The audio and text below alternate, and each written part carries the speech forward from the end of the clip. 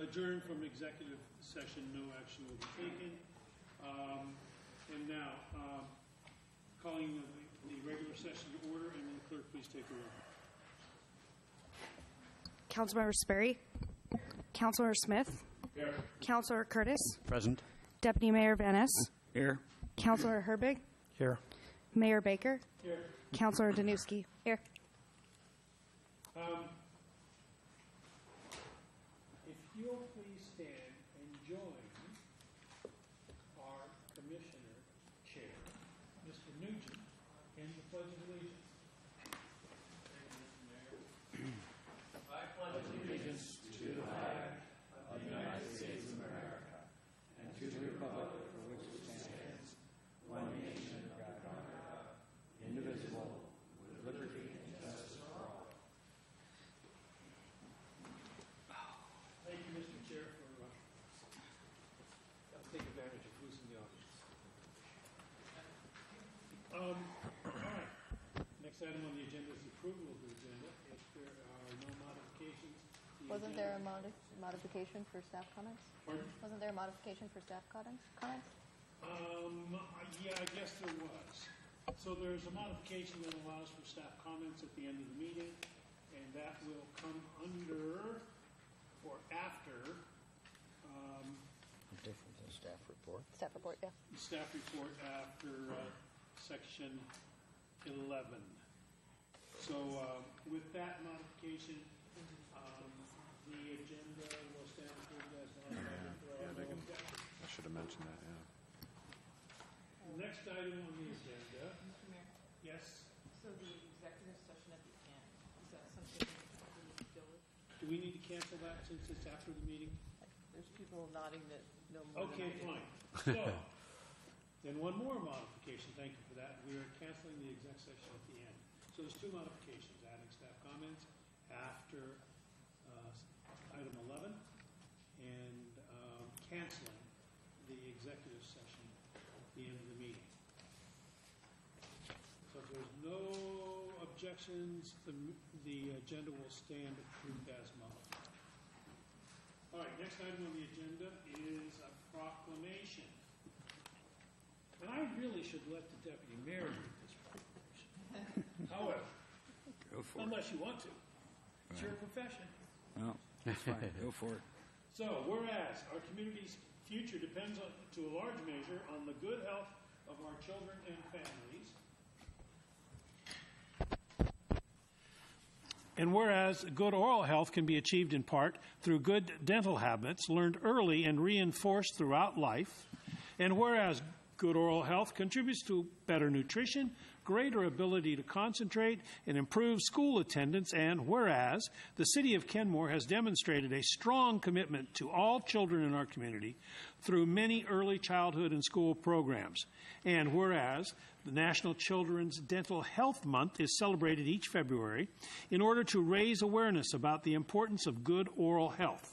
Now, therefore, I, David Baker, Mayor, City of Kenmore, Washington, on behalf of the City Council, am pleased to proclaim the month of February 2017 to be Children's Dental Health Month in the City of Kenmore, and I urge all citizens and community organizations to join with the City Council in observance and sign this 23rd day of January. With that, Hey, Your Honor. yes. We actually have a pediatric dentist in Yes. Kenmore, and she was going to accept it. Yeah, well, I believe she's a pediatric dentist, and her husband's a regular dentist. Yeah. But they were going to accept the proclamation tonight, but they were out of town. We're going to come back on the 13th. Yes. Got it. So, they will be back on the 13th, and we will present it to them then. Sounds good. With that, next item on the agenda is citizen comments. This is the opportunity for you to express your views on issues that are important to you and to the community. We ask that you please limit your comments to 3 minutes. Our lights, we have a series of lights up on the podium, and they're backwards right now. So it's going to start out red, and when your time's up, it's going to turn green. So, we're learning how to reset that, which I'm sure will be fixed at some point in time. But for now, red is great, green is bad. So with that, the clerk, please call the first person. Randy Banneker.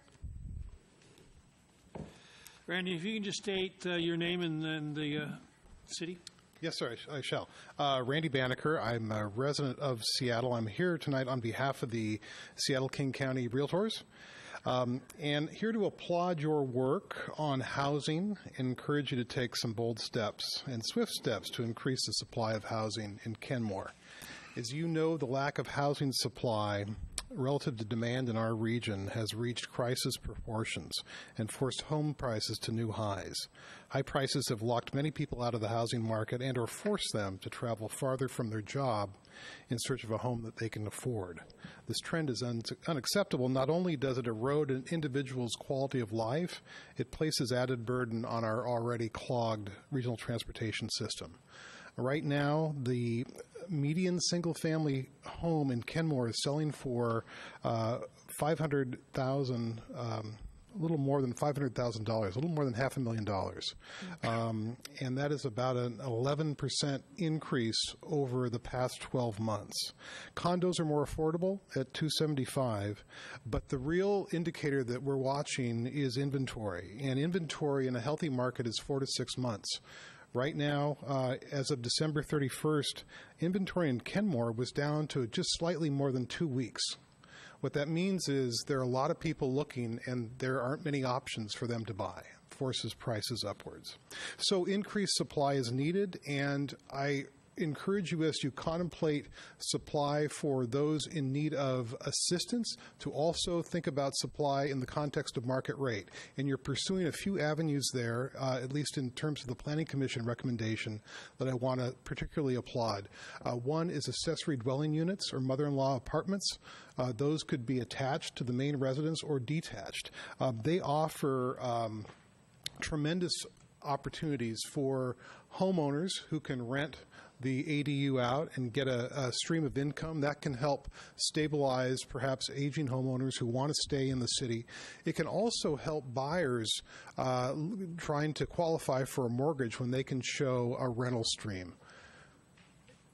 The other area I wanted to encourage is you're going to contemplate some increased flexibility in your single-family zones to allow smaller homes like cottages and duplexes.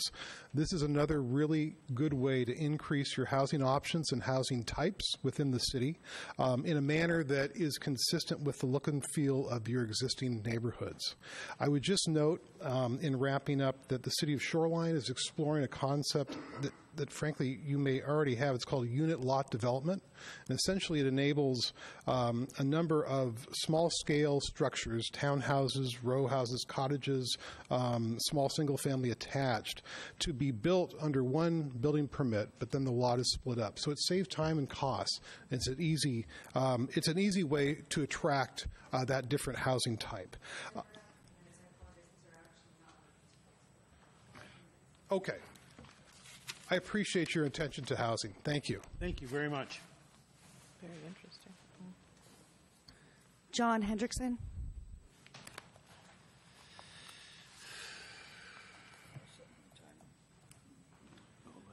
Good evening, John Hendrickson, 5919 Northeast 202nd Lane, Kenmore. At the last meeting, I again raised the issue of a possible legal and ethical violation of RCW 423010, the Open Public Meetings Act. And so I'd like to just kind of review the law with you and the public record that has raised those questions. As you know, the law says the people of the state do not yield their sovereignty to the agencies which serve them. The people do not give their public servants the right to decide what is good for the people to know and what is not good for them to know. It is the intent of this chapter that deliberations be conducted openly. So over a 3.5-month period from September of 2015 to January 11th of 2016, we have public records that show activity going on about developing this ball field that you know about, but the public doesn't know about. So on September 30, we had the email from Doug Levy, and he talks to the council, to all the council, and he says you got to take advantage of the opportunity to integrate the ball fields into any development agreement for the seminary building with Daniels. We know from Daniels that he fully understands and even expects the city to integrate the ball fields in. In other words, don't give them the zoning if they don't give you the ball fields. Now, that's not an Open Public Meetings Act violation, but maybe it's some kind of an extortion violation. Not sure. But in light of that, the response we got from one of the council members, Danuski, was praising. That same day, an hour later, we're getting many emails in favor of ball field renovation, nicely organized. And I'm questioning, is that nicely organized, or is that unethically or maybe illegally organized? So the next time it came up was on the November 9th, 2015 council initiatives. And in that, we had council members referring that we have a different commission now. For some reason, there's a different commission now. Even though we tried to do this before, we lost $290,000 because we were using a PAW permit illegally. Now it's okay. There's a different commission. Brent Smith was saying that. Alan Van Ness was saying that. There was silence from the rest of the council at that time, which is deafening as to, hey, wait a minute, why do we want to go back down this road when we were burned so badly the last time? We had real ethics problems with the staff telling us we could use the PAW permit and to ignore the public concern, and then they turned around, and after they hired an attorney, then we turned around and said, oops, you're right, we can't do it. Now, for a year, we're not getting truthful information, and the public is not getting truthful information. So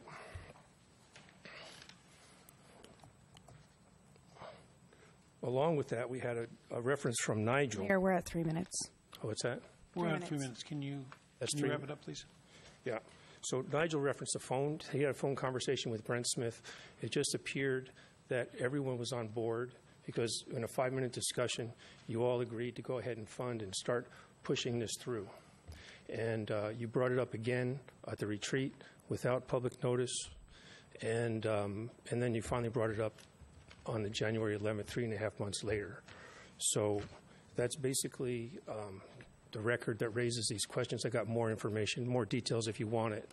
And so the city manager did email me today and call me today, but you asked him to review it. It's not ethical for him to review whether or not the council is violating the Open Public Meetings Act. So let's not put him in that seat. He works for you. 4 votes from any of you could fire him this day. So Thank you, Mr. please handle Hendrickson. that appropriately. Keith Hunter. My name is Keith Hunter. I live on at 702. I'm sorry, I didn't quite catch the last name. Keith Hunter, how you doing? Hunter, David? thank you. I've lived in Kenmore here for 35 years over on Simons Road. When I first moved into this house, the biggest problem was the boat trailer parking in front of my house. The people were inconsiderate and don't park appropriately or legally. They typically don't allow for the legal setbacks from driveways. Most often these large trucks make it impossible for us to safely get in and out of the driveway. When my daughter turned 16, I made my concerns very clear. She is now 32 years old. The only thing I have accomplished in that time is that at least over the last few years with Seafair Weekend, it's posted as no parking. The next serious inconvenience came when the city posted no right turns between 4 and 7 p.m. Monday through Fridays. Now it is such a problem, I just don't go anywhere for those 15 hours out of the week. I can't get in and out of my driveway. This was a bad move on the city's part. During heavy traffic, when people from both lanes coming down wanting to drive get their green light, they fill the spaces up so that people can't turn right when they get a green light. There are other times when I've turned right there and there's no traffic, so there's no reason. The city has caused a problem. The biggest problem, though, was the repaving and the restriping of this road at the bottom of the hill. I don't know if it's just a matter of improper marking. It is certainly a matter of there's confusion, but I'm getting contradictory information from the city with regards to it. This is, once again, just a point of defensiveness to the point of nonsense. This new problem is way more than just an inconvenience to me. It is downright dangerous. Sooner or later, there will be an accident, and it's caused by this situation. First of all, the hill is notorious for people speeding down. I think you all know that, particularly once they've got past the curves. The now solid white line indicates to me that it should not be crossed except where broken. There is not enough room in the space allowed down the hill for people to even see a broken line. They see a solid line. They see the opening to pull in there. It's also marked 4 to 6 p.m., which indicates to me that that is the time of day when that lane should be used. What's going on is it is being used all day long. It is being used as a passing lane. People are coming down that hill. They are shooting into that lane at up to 50 miles an hour, hugging the curb all the way down the street. The wall is 2 feet set back from the curb. The excuse that I got from the city is there is no sidewalk. This is a disservice to the pedestrians who use that side of the street. If you look at the beaten path, it is being used. Excuse me, Mayor, we're at 3 minutes. I'm sorry, am I out of time? We're at 3 months. Go ahead. Okay. This shouldn't be my responsibility with regards to buying a $500 red car, a $15 Casio alarm watch, and parking that car out in that street to block what's going on. I don't think any pedestrian should have to walk down that street with cars hugging that curb. It was fine the way it was. That lane should be for 4 to 7 o'clock, as long as it's still a 4 to 7 only right-hand turn, because people are backed up. There is no need for people to use it during the day, but the scenario is this. People are coming down and passing underneath. Somebody's going to come over on one of those people, and it's going to cause an accident, possibly killing a pedestrian. The other scenario is like, for instance, I got 2 feet from the street to that wall. I cannot see when I come out my driveway. My front of my car is longer than that. I creep out. The other day, somebody came down and swerved when he saw the front of my car. The next case scenario is somebody's going to be passing underneath, swerve into another car, and that car is going to go head on into traffic. Can I get you to wrap up, Mr. Hunter, please? I've said what I need to Thank say you. at this point in time. Thank you very much. Please, just don't make it my responsibility to buy a car and park it there for all but 10 hours per week. Thank you, Mr. Hunter. Ann Anderson.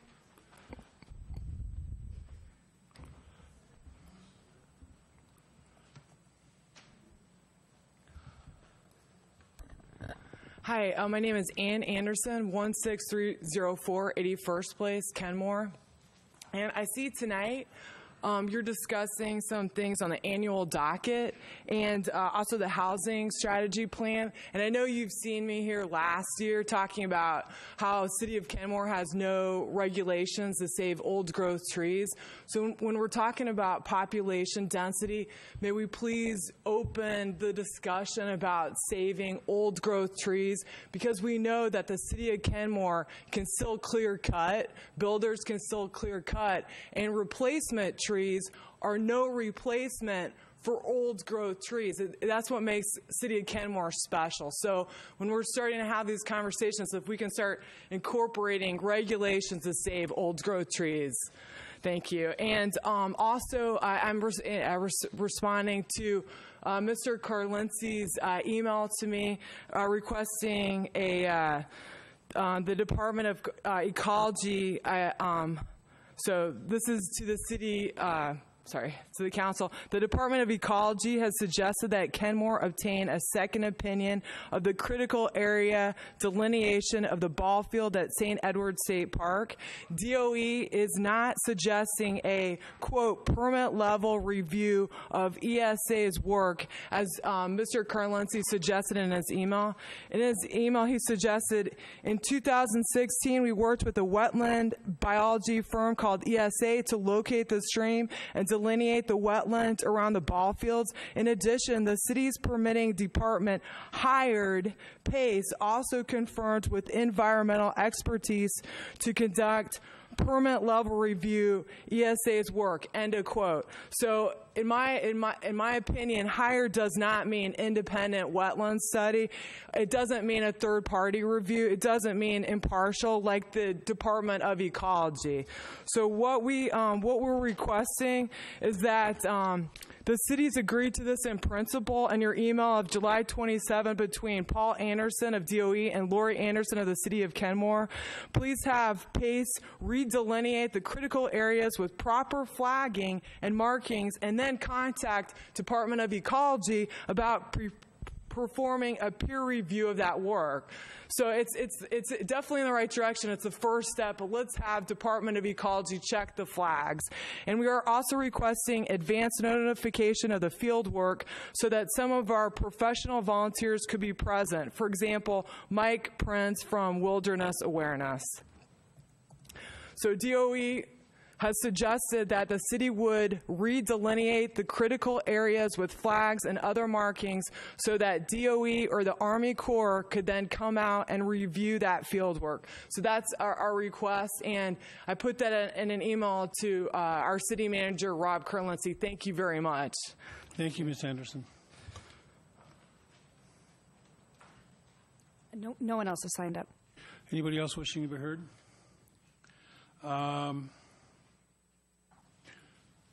Randy, thank you for your comments. There was an article in the paper, I believe, that the city manager sent to us today that was very, very informative about the housing shortage, and we will be discussing a lot of that tonight. My understanding was that there's like 81 houses for sale only in the greater Seattle area, under $500,000. And I think there's a total of 140,000 homes, 1,400 homes for sale in the county area, when there's normally up to 7,400 homes. So thank you for bringing that to our attention. Mr. Hunter, thank you for that information. We'll certainly take it under advisement. And Mr. Hendrickson, thank you for your comments. And Ann Anderson, thank you very much for your comments. And we certainly will take that under advisement. Next item on the agenda is consent agenda. Is there a motion? So moved. And I'll second. Any further discussion on the consent agenda? If not, all those in favor say aye. Aye. Aye. Opposed? Consent agenda stands approved unanimously. Next item on the agenda is business agenda. Adopt the 2017 annual docket for the Planning Commission. Mrs. Bent.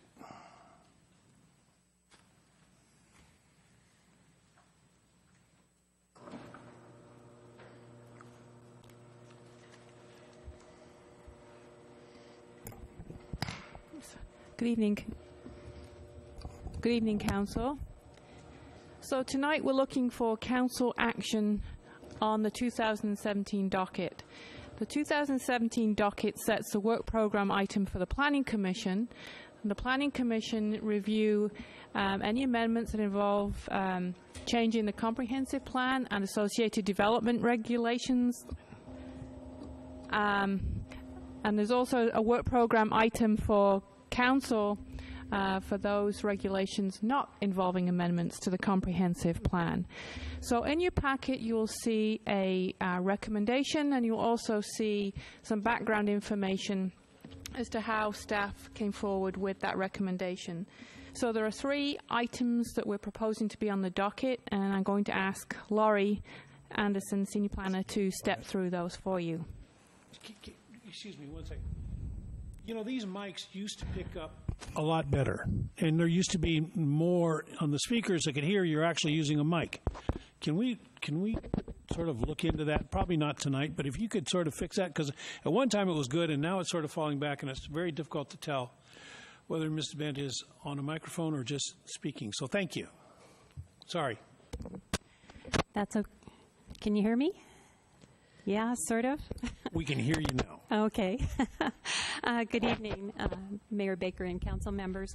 So I'm going to discuss just briefly the 3 items that staff is recommending for the 2017 Planning Commission docket. Those are on the screen for those in the audience. The 3 are housing strategy plan follow-up from the priority code amendments. This is not more specific because tonight you'll be hearing the recommendation from the Planning Commission about the housing strategy plan, and then you will be discussing at a future meeting your prioritization along with direct assistance strategies, which are a piece of the housing strategy plan that you reserved for your review. So we're not sure what project this would be because you haven't made your decisions yet. The second item before you on the docket that we're recommending is school impact fee comprehensive plan amendments.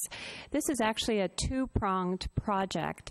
The Planning Commission's role would be to look at comprehensive plan amendments that would allow the City Council in their role to consider whether or not to adopt impact fees and what amount those impact fees might be in. In other words, the Planning Commission's role would not be to determine whether the city should have impact fees or what the amount of impact fees should be or how the impact fees would be assessed. That is something the City Council would take on.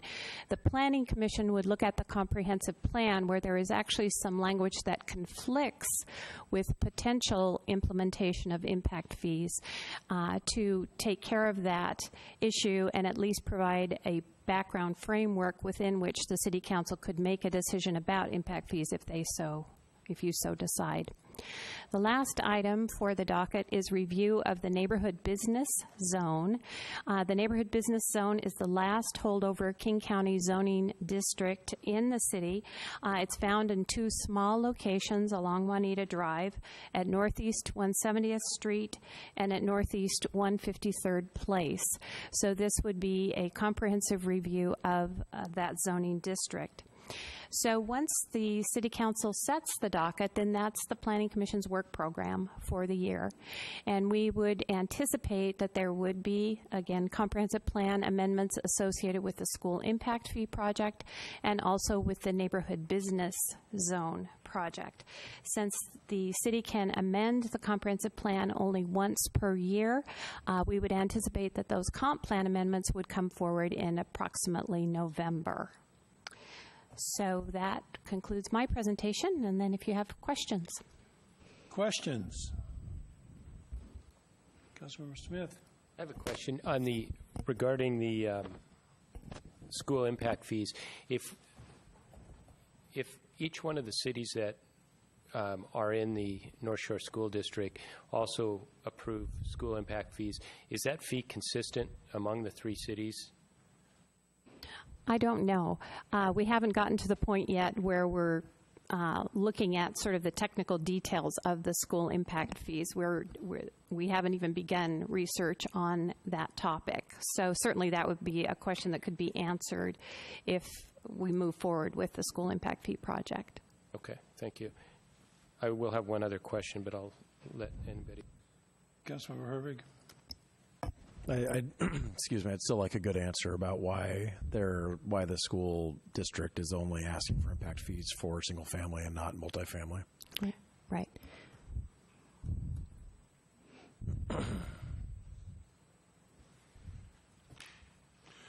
Councilmember Smith. Well, he just asked my second question. Right. So we don't have an answer for you tonight on those questions. Those answers will be before you as you discuss school impact fees, and we'll certainly have representatives from the school district attend a council meeting and give you background on why now for impact fees and what other jurisdictions have done and that kind of information, and answering your specific questions. All right, if there's no more further questions, we have 3 options. According to the Kenmore Municipal Code, 1920-060, we can accept the application for review by the Planning Commission in the current amendment cycle. We can recommend a delay of the amendment to the next amendment cycle, or we can deny it. So we'll take a motion to authorize the work for the Planning Commission. Yep. Yes? It just feels a little bit out of order because we really haven't heard the report on the housing strategy plan and the priority code amendments. And that is one of the options. I know they're keeping it general. And so to me, I'd feel like I'd like to maybe defer some action on that until I hear more what the Planning Commission is saying. So that's one of my Okay, thoughts. but what they're saying tonight is for last year's work. Putting this on the docket is basically saying right now it's a placeholder until council's taken that final action. But we feel that as the housing strategy plan was a priority to get that done, we also feel that implementing that strategy would be important. So we felt that's why it should go on the 2017 docket. Well, I appreciate using the term placeholder, so that's not saying this is, absolutely what we want to do, because we obviously haven't even heard the report yet. So thank you. So are we in agreement to accept the 2017 work plan for the Planning Commission? So moved. Moved in. I'll second. Any further discussion? Do we need an actual roll call vote on this, or is all those in favor okay? What would you prefer? I think to be clear, it's probably a roll call, just Fine. so it's a Clerk, please take formal the roll. motion. Councilmember Herbig, Yes. Deputy Mayor Van Ness, Yes. Mayor Baker, Yes. Councilor Danuski, Yes. Councilor Smith, Yes. Councilor Sperry, Yes. Councilor Curtis. Yes. Passed.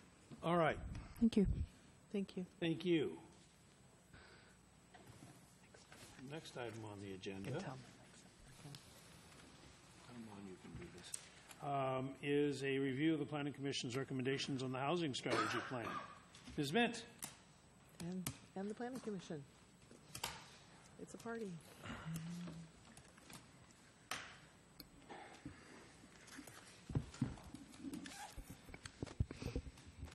Thank you, Council. So while the Planning Commission are getting themselves settled there, and also like to introduce Arthur Sullivan and Mike Stanger with Arch, who have been working with staff and the Planning Commission on developing this recommendation.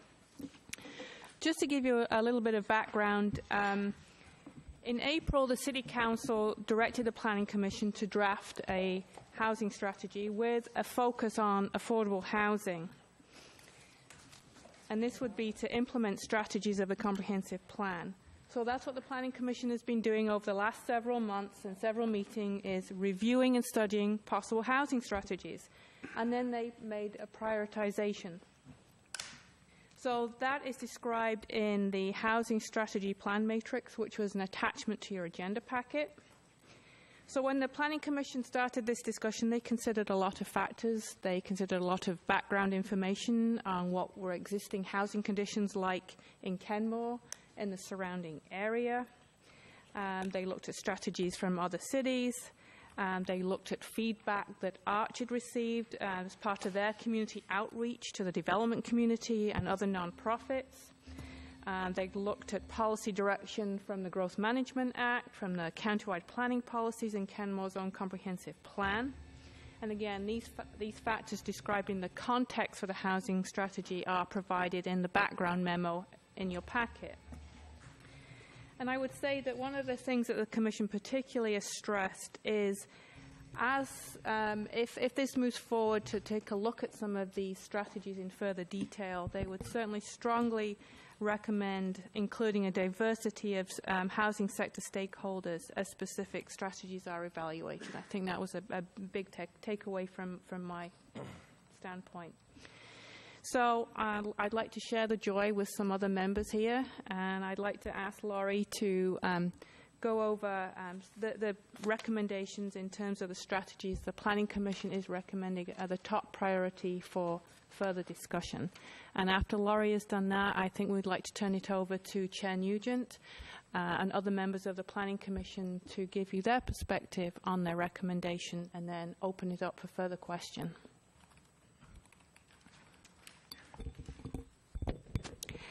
All right. So, as Debbie mentioned, the complete list of potential strategies is attachment 1 to the materials that you received. It was attached to the memo, the background memo. I'm not going to put that up on the overhead because it's a large document and very difficult to read. So if you want to follow along, you can, but I'm going to briefly summarize the most high, or the highest priority strategies that the Planning Commission is recommending.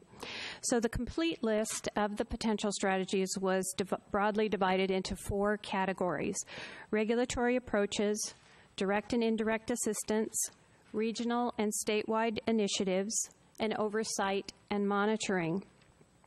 The section in the matrix on direct assistance is shaded. As I mentioned earlier when we were talking about the docket, the City Council reserved discussion of direct assistance strategies to yourselves, and that will be discussed at a future council meeting. Criteria for evaluating and prioritizing the strategies included income served, population served, consistency with the broader vision, and that, again, that was generally the housing element vision, timeliness, public cost, and whether or not the strategy had already been addressed in the city. And in the matrix, the level of shading under the criteria indicates the degree of consistency with the criteria. So the darker the shading, the more consistent the strategy is with that particular criterion. I think that the Commission found it complicated to assess and categorize the wide range of strategies. In addition to the criteria in the matrix, the Commission tried to consider the potential effects that proposed strategies might have on the efficiency of housing markets and on regulatory burden. The matrix prioritization divides the strategies into 3 tiers. Tier 1 are the strategies determined most important to consider in the next few years. The Tier 3 priority was given to strategies that are not a current concern of the city or strategies that don't appear to have much potential impact within Kenmore. Leaving a strategy option in the plan does not endorse the option, and this should be very clear. The Planning Commission is not saying that these approaches are appropriate. This is merely a way to say these are some strategies that you should look at, and after further analysis, it may be that this strategy is appropriate for the city. So the Planning Commission is recommending that the Tier 1 strategies be considered first, and I'm going to put up a slide here. Maybe not. That will show the Tier 1 strategies. This is a summary of them. It's also described in your agenda bill. So the 4 Tier 1 strategies that the Commission particularly recommends for consideration are considering techniques to preserve existing affordable housing, reviewing accessory dwelling unit regulations. Those regulations came forward from King County upon incorporation, and then they were amended to some degree in 2007, but have not been looked at since that time. Allowing flexible reuse of tax-exempt or publicly owned sites that would maybe allow some additional development if linked to providing affordable housing. And finally, expanding density bonuses, adding density transfers, and other methods with mixed use and multifamily developments to increase the supply of housing. So there were several other Tier 1 strategies, and those are outlined again in the matrix, but these were the 4 that the Planning Commission had focused on. I'll just mention a few of the other Tier 1 strategies: an overlay for senior housing, supporting applications by housing developers for capital and operating assistance of local affordable housing projects, housing-related consumer protection programs, collaborating with other local governments on regional housing strategies, and working with other cities in evaluating county, state, and federal legislation and funding. So with that, I will turn it over to Chair Nugent and the Planning Commissioners. Thank you, Ms. Anderson. Thank you, Ms. Bent. Thank you for that helpful description. It saved me a little bit of time here. I want to start off by introducing our newest Planning Commissioner. Scott McDonald is sitting to my right. I'm reintroducing him because, of course, many of you interviewed Mr. McDonald. He was selected among the applicants, the many applicants that you received. He stepped in around October to replace outgoing Commissioner Srebnick, who has and is continuing to serve this city in many other capacities. So welcome to Commissioner McDonald. He's been a welcome asset to our analysis of affordable housing. Before I get into some details, and we've already actually got into some details with the help of staff, I'm going to step back and give a little more meat to the context part of this, because there's probably no more controversial issue in this area, if you read the papers on a regular basis, than housing prices. And it's fair to say that it's complicated, multidimensional, emotional, and a widespread problem. It's not just the Seattle area that's wrestling with this. The whole country's been wrestling with this. Well, in particular, cities experiencing a lot of job growth. And many areas of the country have been experiencing this for decades. So it's not new to us, and one thing that we wanted to do and did do was some independent research as to how those cities have responded to their affordable housing challenges and whether those responses have worked. So to start with, I think one of the opening questions should be, what is the cause of the problem? Why are prices going up quickly? And the simple answer is because it's an economic question. The research that we've done phrases the problem in economic terms, and it's that the demand for housing has gone up sharply. In recent years, the supply of housing fails to keep up.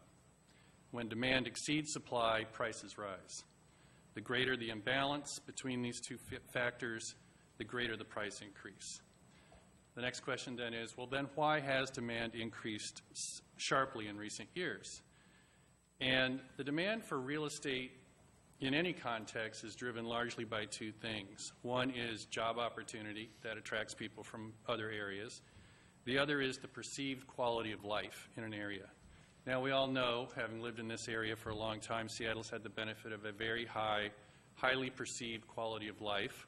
It's attracted people from around the country, around the world for a long time, but it's in the recent years, the last 4 years in particular, that we've added a lot of job growth to this area, particularly high-wage job growth. So that's the key reason why we've seen the jump in housing costs recently. So, of course, the areas that are called job centers are the places where the prices go up fastest. You know, I'm looking at all of you, but in particular, Councilmember Smith, who's a real estate professional and an appraiser, so I feel a little silly telling him some of this. He should be telling us some of this, but bear with me, Councilmember Smith. You know, the job centers in this area, we all know where they are, but in particular, it's downtown Seattle, particularly South Lake Union, Bellevue, the I-405 corridor, the I-90 corridor. So that's where the prices are going up fastest. Kenmore is not exactly in these job centers, but we are close enough to multiple job centers that we're seeing more demand for housing in the Kenmore area, and that's the primary reason their prices are going up in our town. So the next question is, well, we know the problem, we know what's the cause. Can it be solved, and if so, how? And the members of this commission drew from our personal experience and our backgrounds. There are multiple commissioners who have lived in large cities on the East Coast, as it turns out, that have struggled with affordable housing for decades. There are multiple commissioners that have a background in economics. Cities near us, in addition to some of the cities I alluded to on the East Coast, like San Francisco and Vancouver, British Columbia, have also been wrestling with affordable housing for decades. These two cities also have the benefit, for comparison purposes, of being similar to Seattle or the Seattle area in the form of the similar economies, the similar industries that drive their economies, and similar geographic features. Mountains, wetlands, bridges, environmental sensitivity. So those are pretty good cities to look at to learn something about how this problem has been addressed. The Commission's research has shown that many of the efforts of legislators in these cities have actually caused overall housing costs to go up rather than down. Today, San Francisco and Vancouver, BC have the highest rents in their respective countries. Those cities are approximately twice as expensive for housing than is Seattle, even now after Seattle's housing price growth. In any economy experiencing high-wage job growth and increasing demand, the question realistically is not whether government action is going to bring those housing costs down to where they were before the job growth. The only thing that's likely to do that is a significant economic shock in a bad way. We've seen this happen with recessions, most recently the 2007 recession that brought housing prices down, but unfortunately it also causes a lot of other economic loss, job loss, wage loss. So we obviously don't want that to be the way to bring housing prices down. The question is then whether government policies can slow or stop the increase in housing costs without undermining the economic growth. So what were the mistakes made by San Francisco and Vancouver, BC, and other cities in those metropolitan areas? What can we learn from their experiences over the decades they've struggled with this?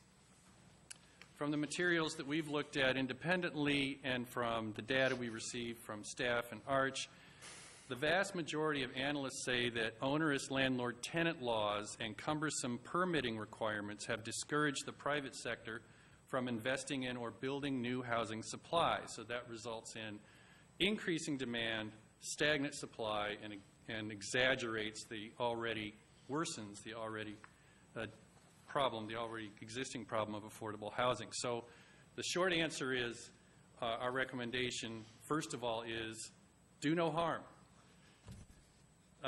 The next question is, what are things that a city can do to stop the rising costs without discouraging job growth? Even if we do no harm, what can we do to help or mitigate the price increases?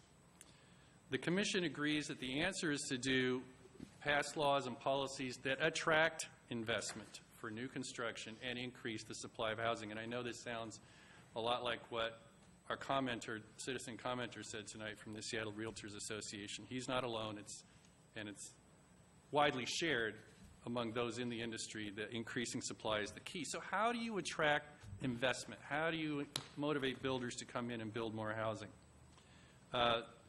Two main ways from our research pop up, widely shared, by the way. We're not patting ourselves on the back for inventing some great idea. It's that you increase density, which we can do through zoning, so that with limited land you can have more housing units.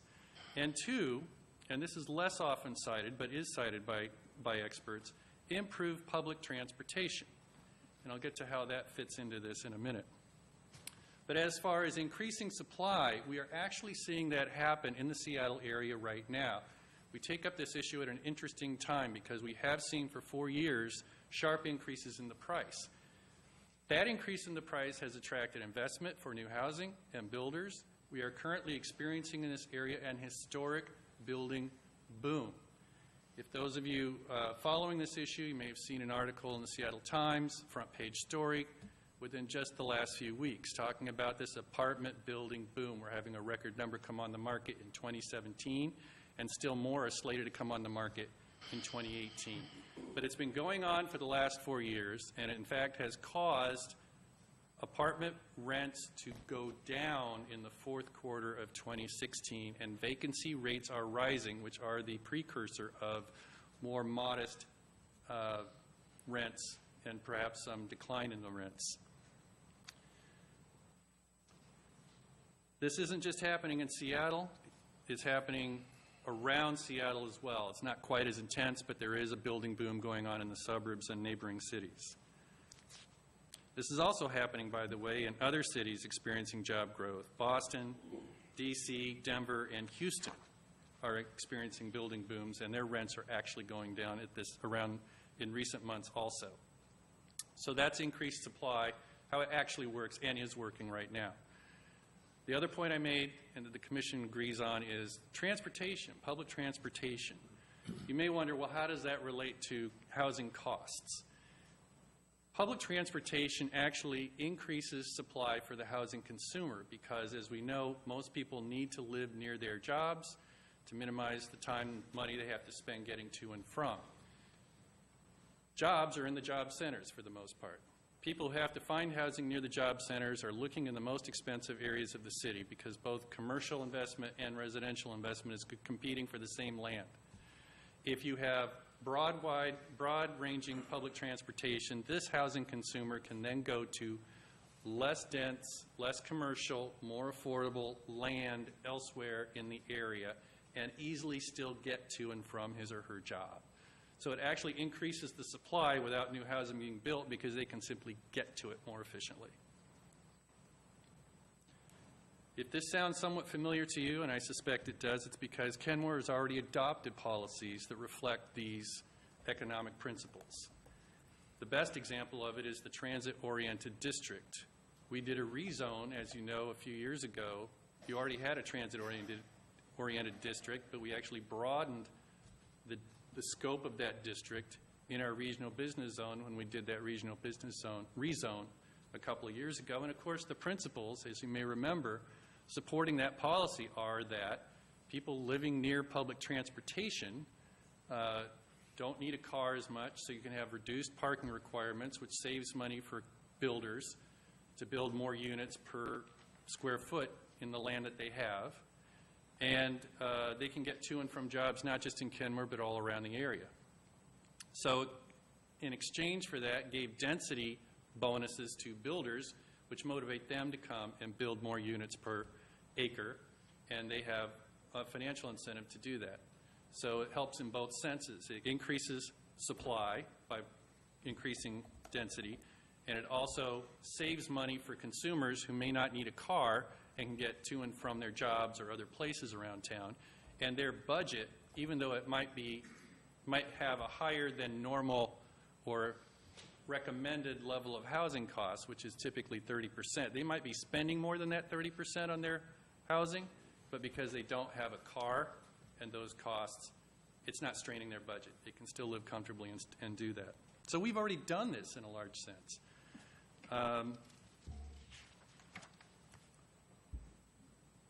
Where does Kenmore fit into the bigger picture of affordability? And we know it's really going up quickly in Seattle. We know it's going up in certain parts of King County. The data that we received from the staff in ARCH focused on the member cities of ARCH. ARCH is composed of 15 cities in East King County. If you look at the average price of houses sold from the data that we received, which is a little dated actually, it was 2013. We asked for something more recent, but they weren't able to get it to us before this meeting. But still looking at that data, Kenmore had the lowest average housing price of, well, it did have the lowest, but its housing price was 38% below the ARCH cumulative average for housing prices. 38%.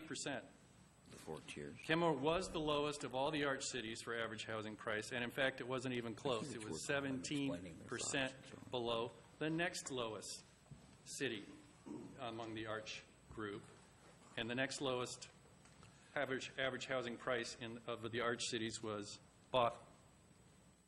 So compared to those other East King County cities, we are very affordable. We are the most affordable city. Does that mean that there's no housing affordability problem? Of course not. Especially among low-income households in this city, it is a problem. It's and a growing problem. So we're not saying ignore it, but we are saying every city has this problem, every city in this area, every city with a growing economy has this problem. And there are ways to mitigate the problem, but realistically, you're not going to get rid of the problem unless there's a catastrophic economic event. What has the city done already to address the affordable housing, whether directly or inadvertently? As I mentioned, the TOD zone that was adopted. As I mentioned, the RB rezone that we did a couple years increased density along the 522 corridor and allowed more of those parcels and subzones to have multifamily units. And then about a year ago, the Commission proposed and this council adopted microhousing regulations that allowed for very small units and more density still in this TOD and regional business zone area. And then finally, this council and our city manager and a number of volunteers organized a grassroots effort to include public transportation improvements along 522 in the ST3 ballot initiative, which prior to those efforts had not even recognized potential projects along the 522 corridor. And that ballot measure passed last November, and those projects will be coming on. Now, we all know it's going to be a long time for some of those projects to materialize, but fortunately, we're not on the more expensive end of those projects. We're not looking at a new light rail station or boring a tunnel up through 522. We're looking at bus rapid transit, more parking, and a study for a potential light rail station somewhere along the corridor. So we're going to get improvements faster than most of the other cities that are hoping to get improvements under that initiative. So those are the things we've done, but yes, there's still a problem. And with that, I open the floor to questions for our commissioners, although before I do that, I jumped the gun a little bit because I want some of my colleagues to talk a little more about a couple of those priority items in the Tier 1 recommended strategies. I'll turn it first to the Vice Chair, Commissioner Orenshaw. Thank you, Chair Nugent, and thank you, council members. Can you hear me okay? Okay. I'm soft-spoken, so I'll try to speak a little louder. So, yeah, I'm going to talk a little bit about accessory dwelling units, or ADUs, and some of the things I have to say have already been said by staff and also by the gentleman from the Realtors Association, so hopefully you can bear with me on that. So I think there were a few reasons why we found ADUs intriguing to look into further. First, as I'm sure you're aware, about 3/4 of the housing stock in Kenmore is single-family residential, and so the theoretical potential to increase supply, as was mentioned, is quite large. And this point also was brought up. ADUs could potentially address housing affordability both for property owners and those who live in ADUs for kind of a wide range of people. For example, it could help seniors age in place, could help young adults with some starter housing, could serve extended families. So there's really quite a variety of arrangements that could be used there. And also, I think as was mentioned, it's kind of a market approach. It gives people choice and options, and they can choose to build ADUs and use them or not. The city role is pretty much as mentioned here in the regulatory area. So Lori talked a little bit about the situation now with ADUs in Kenmore. So I'll just talk a little bit about some of the existing regulations. So as was mentioned, there's detached ADUs and there's also attached ADUs. So there's basically two different varieties there. So detached ADUs are only allowed on properties that are 10,000 square feet or larger. Otherwise, they have to be attached. They have to have kitchen and living spaces. There are design and parking standards associated with those. They need to be recorded with the city. And significantly, the owners have to live on the property, so there's no provisions for sort of absentee landlords. So as of 2014, which was the latest data we had, there have been 41 ADUs permitted in Kenmore since 1994. And that's actually a relatively high proportional rate among the East King County cities, actually 4th out of 13 in terms of number.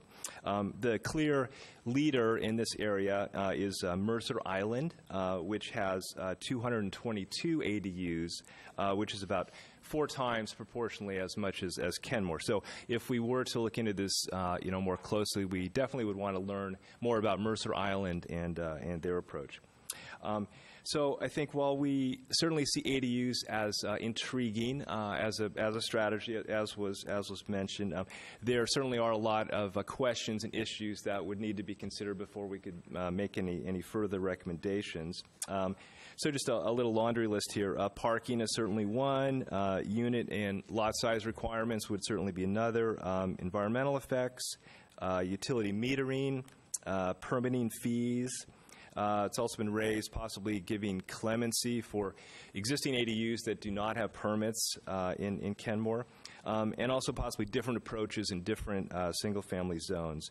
But probably first and foremost, I guess in my opinion, is we need to know more how the residents and citizens feel about ADUs. Expanding them is potentially a large change to the single-family neighborhood, so we'd want to do it with a very careful and thorough review. So, Thank you, Vice Chair. I'd like to now turn to Commissioner McDonald. Our focus was to address density, and because that's what the comprehensive plan asked for, but with a focus on affordable housing. We can do that through density increases, and we're going to work on that, and by using density transfers, such as we've got some areas that we want to preserve that are affordable housing right now, and if you can do a density transfer to those properties so they don't be developed into high-end houses, for example, and the developer over here might pay for that loss of that use, and then we keep the affordable housing for for example, for the mobile homes over there near the slough. That would be an example. And the other thing on these density transfers, it could be cash for paying for more density, and then density exchange for creating affordable housing is what we want to do there. And in order to find out how to do that, we want to bring in stakeholders like developers, home builders, real estate agents like we had here, and people from Arch, so we can get informed on how to do that, because we really don't know the best ways to do that, and we're going to vet all that stuff and come back to you with some recommendations. Thank you. Thank you, Commissioner. Staff, I don't know if you want to add anything, but otherwise we're open for questions. Nope. Questions? Councilmember Sperry. Well, thank you. What a huge topic to work on, and I know that you all worked very, very hard, and to be in the environment that, as you alluded to, historic highs, and we're #1 job, and 12 or 11% higher real estate prices in a year. It's quite a dynamic environment. So I do appreciate all your work in terms of really looking at more of a holistic look at this and kind of bringing the focus out. And I especially like do no harm. And but one thing that I didn't hear addressed was when you said techniques to preserve existing affordable housing. Was there some discussion on that, or is there something more that you'd like to add about that? Let staff. Yeah, we didn't talk a lot about that in the group. There were a couple of ideas or a couple of issues that definitely came up. One was the mobile home communities, and looking at those as existing affordable housing and how those might be treated. Some other communities have mobile home overlays, and again, the Planning Commission hasn't made a recommendation. It's just something that they think that the city should look at, because existing affordable housing is always easier to maintain. New housing by its nature is more expensive. So mobile home overlay was mentioned. I don't know if you have other ideas. Arthur? I would add that, two things I'd add. Commissioner McDonald, what he was describing is he was describing a transfer of density, and often you think of that as preserving open space, but as he was describing, it's a way to maybe preserve existing buildings. So that's a method that could be used. And then other jurisdictions have looked at targeting some of their direct support, but that's not an area that this group, and that's something we'll be talking more with you about. You may have heard how Bellevue this summer or last summer intervened to help protect a building that was going to be torn down. So some of it's both direct assistance at times where that's been used, but I think you did hear 2 examples tonight. And I think, as the Commissioner said, we'd like to bring in stakeholders to think if they have other ideas on top of that. Thank you. Deputy Mayor, and then Councilmember Smith. Thank you. Thanks for the introduction to all this, and it is a very complex subject. I've been concerned about the mobile home parks and the possibility of some of them, like right next door here. It's a big piece of property, and I think the owner has entertained the possibility of construction of multifamily housing on that property. And should that happen there or any of the other mobile home parks or pieces of property within the city, especially those that already have affordable housing on them, all those people are displaced. And they're displaced pretty suddenly. Maybe there's some lead time. But I've often wondered if it was possible for the city to sort of, like in chemistry, you titrate something and you balance it so that what comes in is balancing what's going out. And I would not like to build hundreds of affordable units within the city of Kenmore and have them fill up with people from outside the city. And then when we really need the affordable housing, when areas are being redeveloped, they don't have any place to go. And I don't know whether there's a way that you can regulate new development to provide a certain amount of affordable housing for those individuals that are being displaced by this housing. I really don't know. It's a very complex problem to deal with, and some of the suggestions that you've come up with that have been used in other areas, are tools in the toolbox. But still, it's something that's going to require a lot of thought. On a different topic, slightly, our mayor and I were down in Santa Clara for a National League of Cities Summit, Leadership Summit, about 2.5 years ago.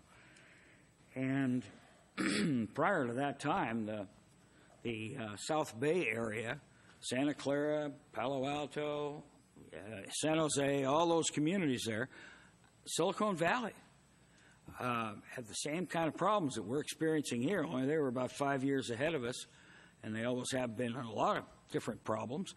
And, San Francisco is just part of that, but the South Bay has really, they saw the problem coming, and they tackled it in some way, and I can't remember what they did, but it got to the point where, other than the high-tech workers, all the rest of the employees in those cities there couldn't live there anymore.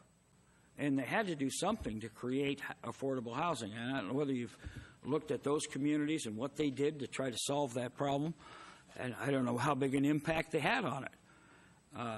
But I know they were touting the fact that they recognized it as a problem in that area and were working at it.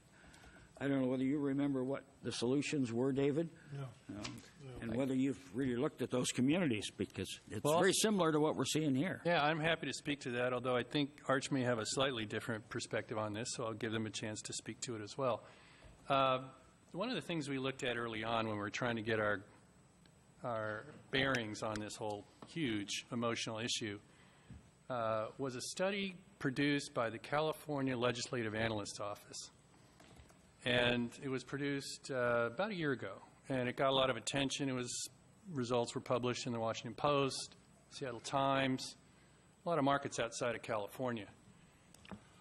And I think the analyst office is the equivalent of our staff to your city council. I think they provide analysis for the California State Legislature. Coastal California, not just San Francisco, but the cities that you mentioned, Mr. Deputy Mayor, are, as a region, perhaps the most expensive housing in the country.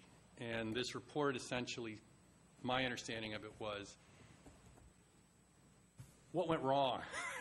We've tried to work with this problem for a long time, and we're still it's still a terrible problem. You said they had fixed it, or you thought they may have fixed it. I'm not aware of that. San Jose is maybe the most expensive housing market in the country. You could, split hairs between San Francisco, San Jose, Santa Clara. Now Oakland has now jumped into that picture. I've read that Oakland did not build very many new apartments in recent years, and its housing costs have jumped because of lack of supply and the supply-demand imbalance. Same thing has happened in Sacramento, whereas cities like Boston, D.C., and now more recently Seattle have really built heavily, and they are starting to see moderation and even some decline in the fourth quarter of 2016. So there's no silver bullet. And that's why I said realistically, it's not about bringing the housing costs back to where they were before these economic booms in these cities. It's about realistically leveling off the increases, unless there is something none of us want, which is a catastrophic shock to our economy. So I'll let Arch speak to that in perhaps different terms. So my graduate thesis was on jobs housing balance in Santa Clara County. And I built several developments as a developer in the Silicon Valley. I would say that, and I would agree with Commissioner Chair, they did not solve the problem, but they did attempt to address the problem, and they did it multifaceted approach. One, the company I worked for was formed by the business community in the Bay Area to find ways to work with communities. And one of the ways that some of the jurisdictions have done, which is what you've done in your town center, which is why this is where I learned the lessons where we worked with you, is allowing increased density in exchange for some of that increased density being affordable. So they have used that land use tool. Another thing that happened in the Santa Clara County is there's a group called the Santa Clara County Manufacturing Group. That's probably who you heard from. And that was business leaders who tried to bring the conversation to the table. And one of the main things they pushed for is the business community going to the community and saying, stand up and have the bravado, and do the increased supply of housing. And so they were there supporting where normally you don't see support for that. The business community was going and participating a lot in the local zoning decisions and pointing out how the supply-demand issue played out. And another thing, though, that the Silicon Valley Manufacturing Group did is they brought together all those actors that you talked with, and they all participated in a regional funding program to help support affordable housing. So they worked both angles on the issue, or they've worked the issue from multiple angles.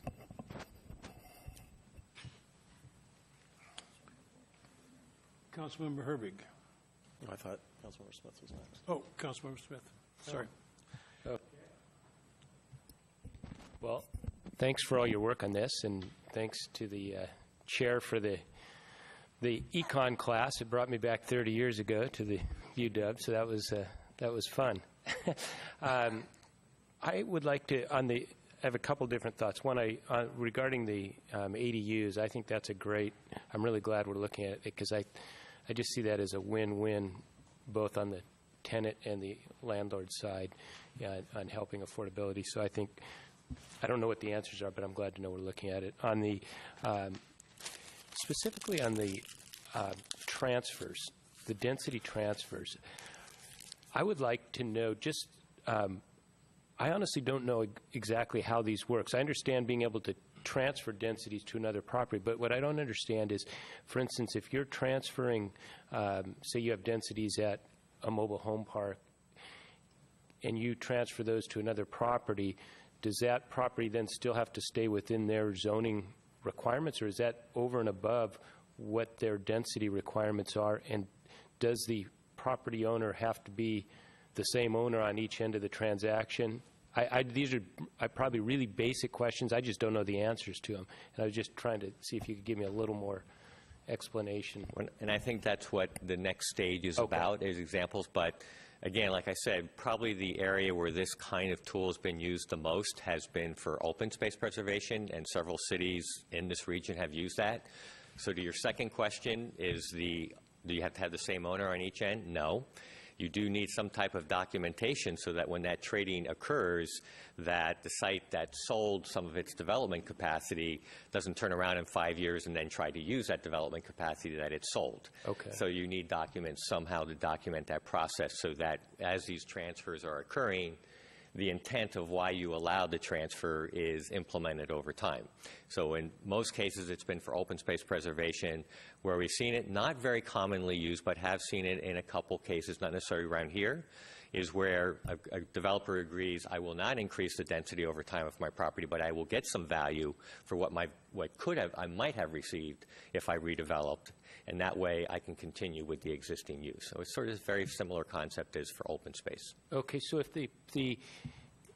the property that they get transferred to, the densities, right, then would that be above what their current ordinances would allow then? Right. You need to find a place where either somehow, like what Sammamish did in their town center, is they did some upzoning, but they didn't go completely as far as they were willing to, and they said, okay, if you provide more affordable housing, we'll let you go even higher.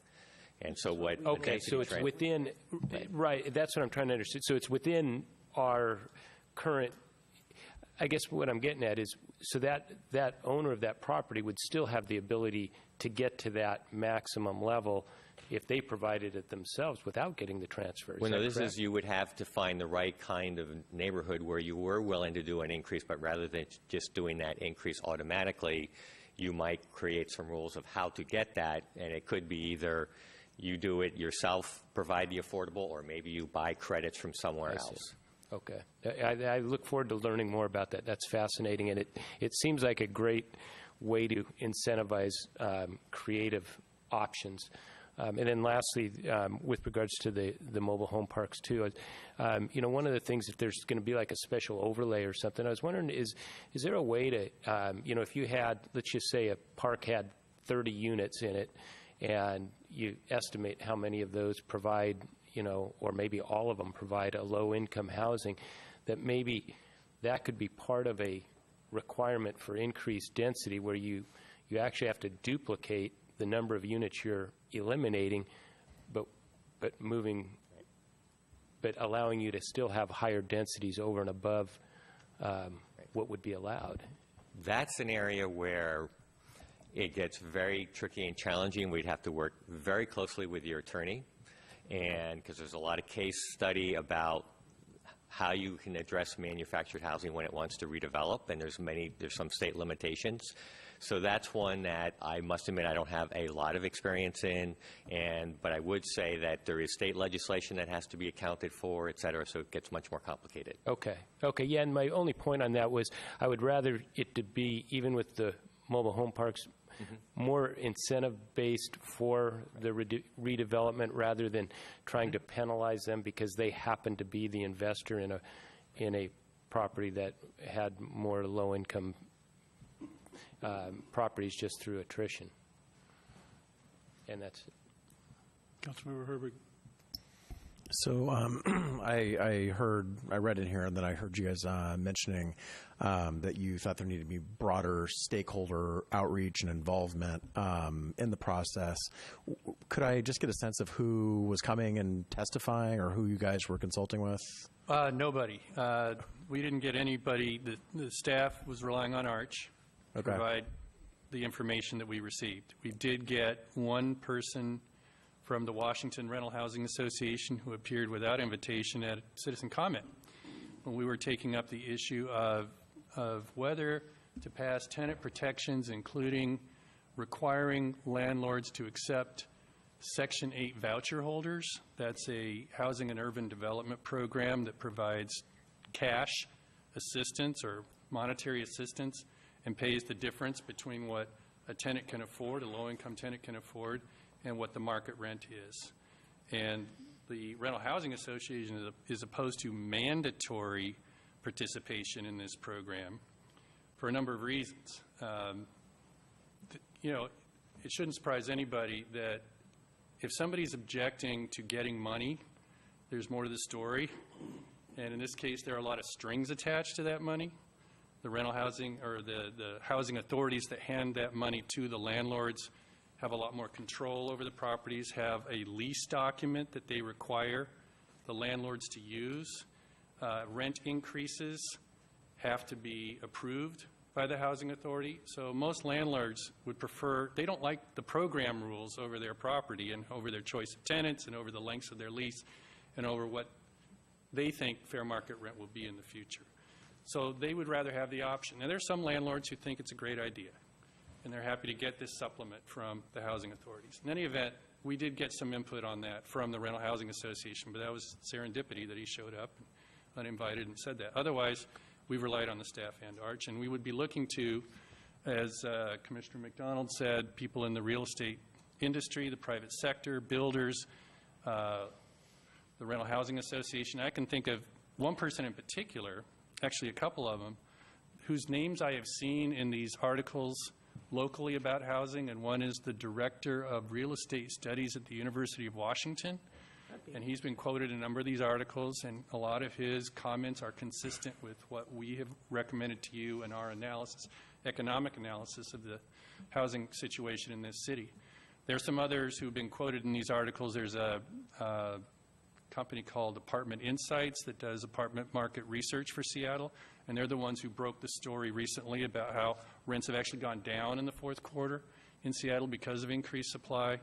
And there's a representative, the general counsel to the Washington Rental Housing Association, I think would be helpful if you wanted to go into the tenant protection areas, which we don't recommend, but if you did, I think he would be a good resource to talk to for that perspective. Yeah, I was a little concerned when I saw them specifically called out as the reason why you didn't want to discuss tenant protections. I mean, we'll discuss it. Well, just recommend against it. Well, right, but when your only stakeholder who came out and talked is somebody who has a monetary interest and a financial interest that is very much tied to those protections not going into effect, it's a little biased. And I think the group of the people you named are all good people whose input we should be talking to, but we should also be reaching beyond that to the larger affordable housing community, groups like the Housing Development Consortium, folks that Arthur and Arch work with. We should be expanding it out a little bit further there. I don't personally see any issues with asking landlords to give 45 days notice like Vancouver just put into effect about a year ago, or even 60 days notice like they have in Seattle for large rental increases.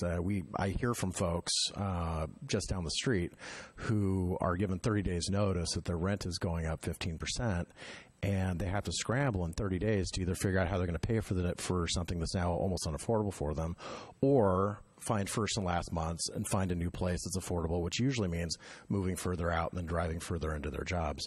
So I'm a little hesitant to just dismiss all of the tenant protection that entire area at the start. I think that some of that deserves at least some examination by the council before we write it off completely.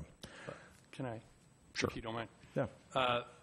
All we received to the point where the Rental Housing Association Public Affairs Director showed up. Prior to that, all we had received was Arch and their position on this subject. Right. We consider Arch an affordable housing advocate. I consider them staff, but I'm sorry? I view them more as kind of staff. But their recommendations and their positions on many of these issues were very much towards low-income housing and protecting low-income housing. We had disagreements over this. I'm a real estate attorney. My clients have had experience in this area. My clients have had to deal with Section 8 requirements and new landlord-tenant laws. So I conveyed my clients' experiences with these things to try and play devil's advocate because we weren't getting another perspective on tenant protection laws. And it was serendipity that we got a little bit from the Rental Housing Association. They spoke for a couple minutes at citizen comment, and I invited him to answer other questions that we had after that. So that was it. So I would say, and this is the Commission's position and what we wrote in the memo, it's been very much a one perspective advice to the Commission, and that we have, throughout these 6 months, played devil's advocate to respond to that by virtue of my experience, other experiences of people who lived in major cities that have seen tenant protection laws not work as well, because there's another side to it. I fully understand why a tenant who's in an affordable unit would want as much notice as possible to help find another unit, because they're not easy to find in this market and it's getting harder. The downside to that is the more onerous you make the laws and the requirements on landlords, the fewer landlords are going to invest in your community, and you stifle supply. And when you've got more and more regulations limiting landlord choices as to who they can fill their unit with, which tenants they can select, how much they can increase rent, how much notice they have to give, registration programs such as the one they have in Seattle where every unit has to be registered so the city can do random inspections, and then the city has its own additional conditional requirements in addition to the building code. Right. I know. I discourage investment. And I understand your point, and I should have started off by saying I appreciate all the work you guys put into this and the perspective you bring. Right. I just think writing off an entire section of things to start off isn't starting the conversation off on the best foot. Especially, I honestly cannot buy an argument from a landlord that sending a rent notice 15 days earlier is wildly onerous on their business practices. I cannot believe that they can't plan, that they don't know 60 days ahead of time that they're going to be raising rents, for example. I think that's something worth looking at. I'm not talking about some sort of Seattle-style rental regime, but I think if somebody's going to be priced out of their house, more than 30 days notice is not too much to ask. And I think there's other things worth looking at, and I don't think... And maybe it's just my perspective on how Arch works with us, but I view them more as kind of a external city department than an advocacy group. And I think I would like to hear from some other outside low-income developers because Arthur's kind of more in a city government role. It's a little bit more inside than outside folks. So that's just... That's my take. I think other than that, I think a lot of the stuff in here, the stuff around ADUs, the stuff around overlays is great. I really appreciate the thoughts going into the mobile home parks. That is a thing that we're seeing becoming more of a problem. There's just down the street on Lake City Way, an old mobile home park is being sold, and the folks living there are losing their homes. They own the trailers, but unfortunately, after they've been sitting there for a while, they're not mobile. They essentially get assistance from the landlord to move the trailer, but most of the time that just goes into demolishing and trucking off the trailer. So I appreciate all of the thoughts that went in there. Has there been any? Did you guys discuss inclusionary zoning at all, or mandatory affordability requirements, or anything along those lines? There was some discussion of that. I'll let the staff speak to. I don't remember the details on some of that. We did talk a little bit about the Graham bargain, if that's one example of it. That the Seattle city, the city of Seattle, they formed, the mayor formed, as you obviously know, housing affordability and livability advisory group. By the way, we were pointing to that as, hey, there's an example of multiple perspectives opining on possible ways to improve affordable housing. So we obviously don't have the money or the time to put together a 25-person group, but maybe 2 or 3 from different perspectives. But in any event, I'll let staff speak to inclusionary zoning. So that's actually one of the high priority items.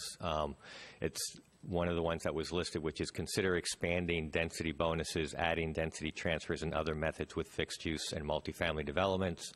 And then under the subsets, it has voluntary and then in some cases mandatory linked with rezoning. So it's up there as an opening with other types of using, more. Apologies if I missed it while I was going through that table. It was a little hard to read on the surface, so thank you. Councilmember Danuski. Thank you for all your work. You guys have spent a lot of time on this, so delving into it in one weekend is tricky. I'm definitely interested in the ADU, looking more into that, especially with the clemency idea. Lots to think about there, especially setbacks and things like that with people who expect their single-family yards to, be as private as they thought they would. For your reuse of tax-exempt and publicly owned sites, did you have any sites in mind other than the park and ride? Because that park and ride seems like a direct conflict with expanding public transportation. So I was wondering if you had any other ideas on that one. Yeah, there was another site, but I'll let staff speak to the details on that. Yeah, the park and ride actually was mentioned, and we were thinking of a project in South Kirkland where they transformed a park and ride into a parking structure with affordable housing on top. So the idea wasn't to convert the park and to get rid of all the parking and not replace it, but to format it in a different way and then add the housing to it. We talked about other sites, church sites that might have large acreages. Maybe there was some room to offer some flexibility there if affordable housing were going to be provided and they didn't need all their property. Those were the kinds of things we were talking about. Arthur, you were involved in that South Kirkland Park and Ride project, right? A little bit. Yeah. I mean, that's a fabulous one. If anybody's got a chance to go by there and see how they redid it. The parking is now structured, and there's 2 large apartment complexes across the street, one market rate, one affordable, and I challenge you to tell me which one is which. Right. And it's amazing. And in that park and ride, the park and ride capacity was expanded as well as adding the housing. So both uses were expanded. So it's not just a matter of necessarily keeping the amount of parking. It may be a way to achieve more parking. And then on the church example, you will be seeing on the agenda very soon for the fall trust fund round. One of the properties proposed is on a church property that is continuing as a church use but has some extra land. So we've done several of those the past few years. We're seeing that as an increasing opportunity is in taking portions of church property, something we've seen in other areas of East King County done more frequently. Nigel, you had a follow-on to that? Just a quick follow-up on this. So the Kirkland Park and Ride, that includes that shared parking between the tenants and the park and riders. Is that correct? They did not actually do that in the end. Okay. What they did is they did structured parking to expand the park and ride, and then they also did the housing above structured parking. We originally thought they might be shared and interplayed, but in the end, what worked most efficiently was the configuration where they went above ground with the actual park and ride. Okay, I must be thinking of a different park and ride because I know I went to one where there was a park where I was parked and. Okay. That's the one in Overlake, which was done about 10 years earlier, and that one you have one level for the park and ride that can be shared, and then one level for the residential.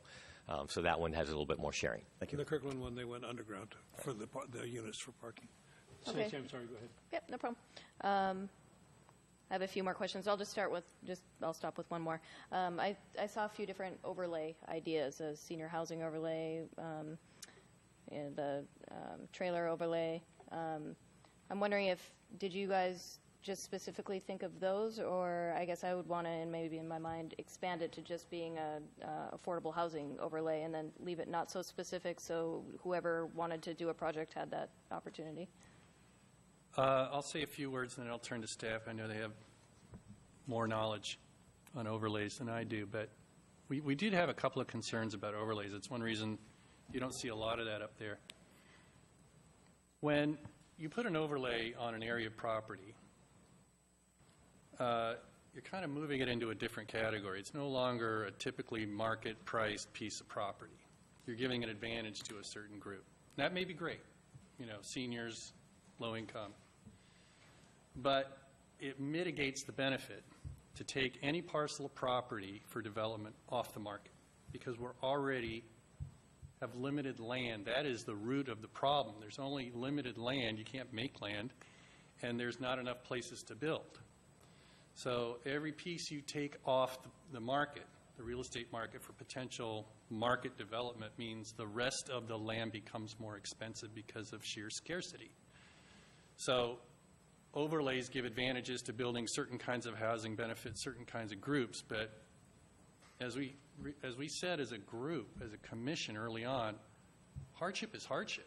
Whether you're a senior or whether you're in a trailer or whether you're a working single parent and you're struggling to make housing costs and pay your mortgage or pay your rent, it almost doesn't matter what group you fit into.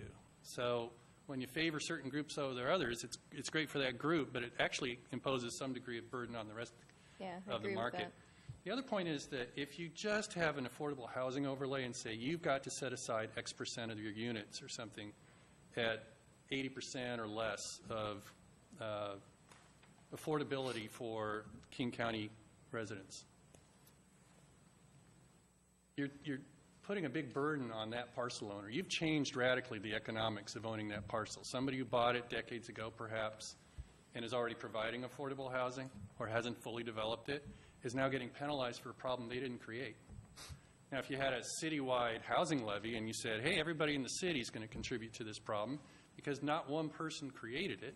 That would actually be a more widely, fairly apportioned burden, because everybody's playing a part in it. I mean, you actually see a lot of economists who would say, you know, the Seattle Housing Levy or whatever city's housing levy is a reasonable proposal to respond to housing affordability. But if you really itemize or isolate certain property owners, you've really shifted the community's problem onto their shoulders.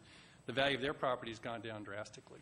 Yeah, because whoever buys it from them is going to pay far less because they have to set aside units at less than market price. Or it could be something like our TOD overlay that's an incentive program where you get more density. Right. And that's kind of what I was thinking you were Well, then you're right, and we would agree with that, because that refers to, and Nigel's obviously familiar with this, what was called the grand bargain proposed by the HOLA Committee in Seattle.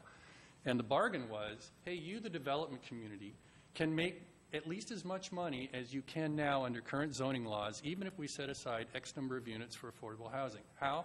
We will give you a density bonus if you do that. Now, it's optional. You don't have to do it. But if you do that, you won't lose money. And then the person who currently owns the property, who's going to sell it to that developer, is not penalized. They'll get full value for the property they've owned for a long time.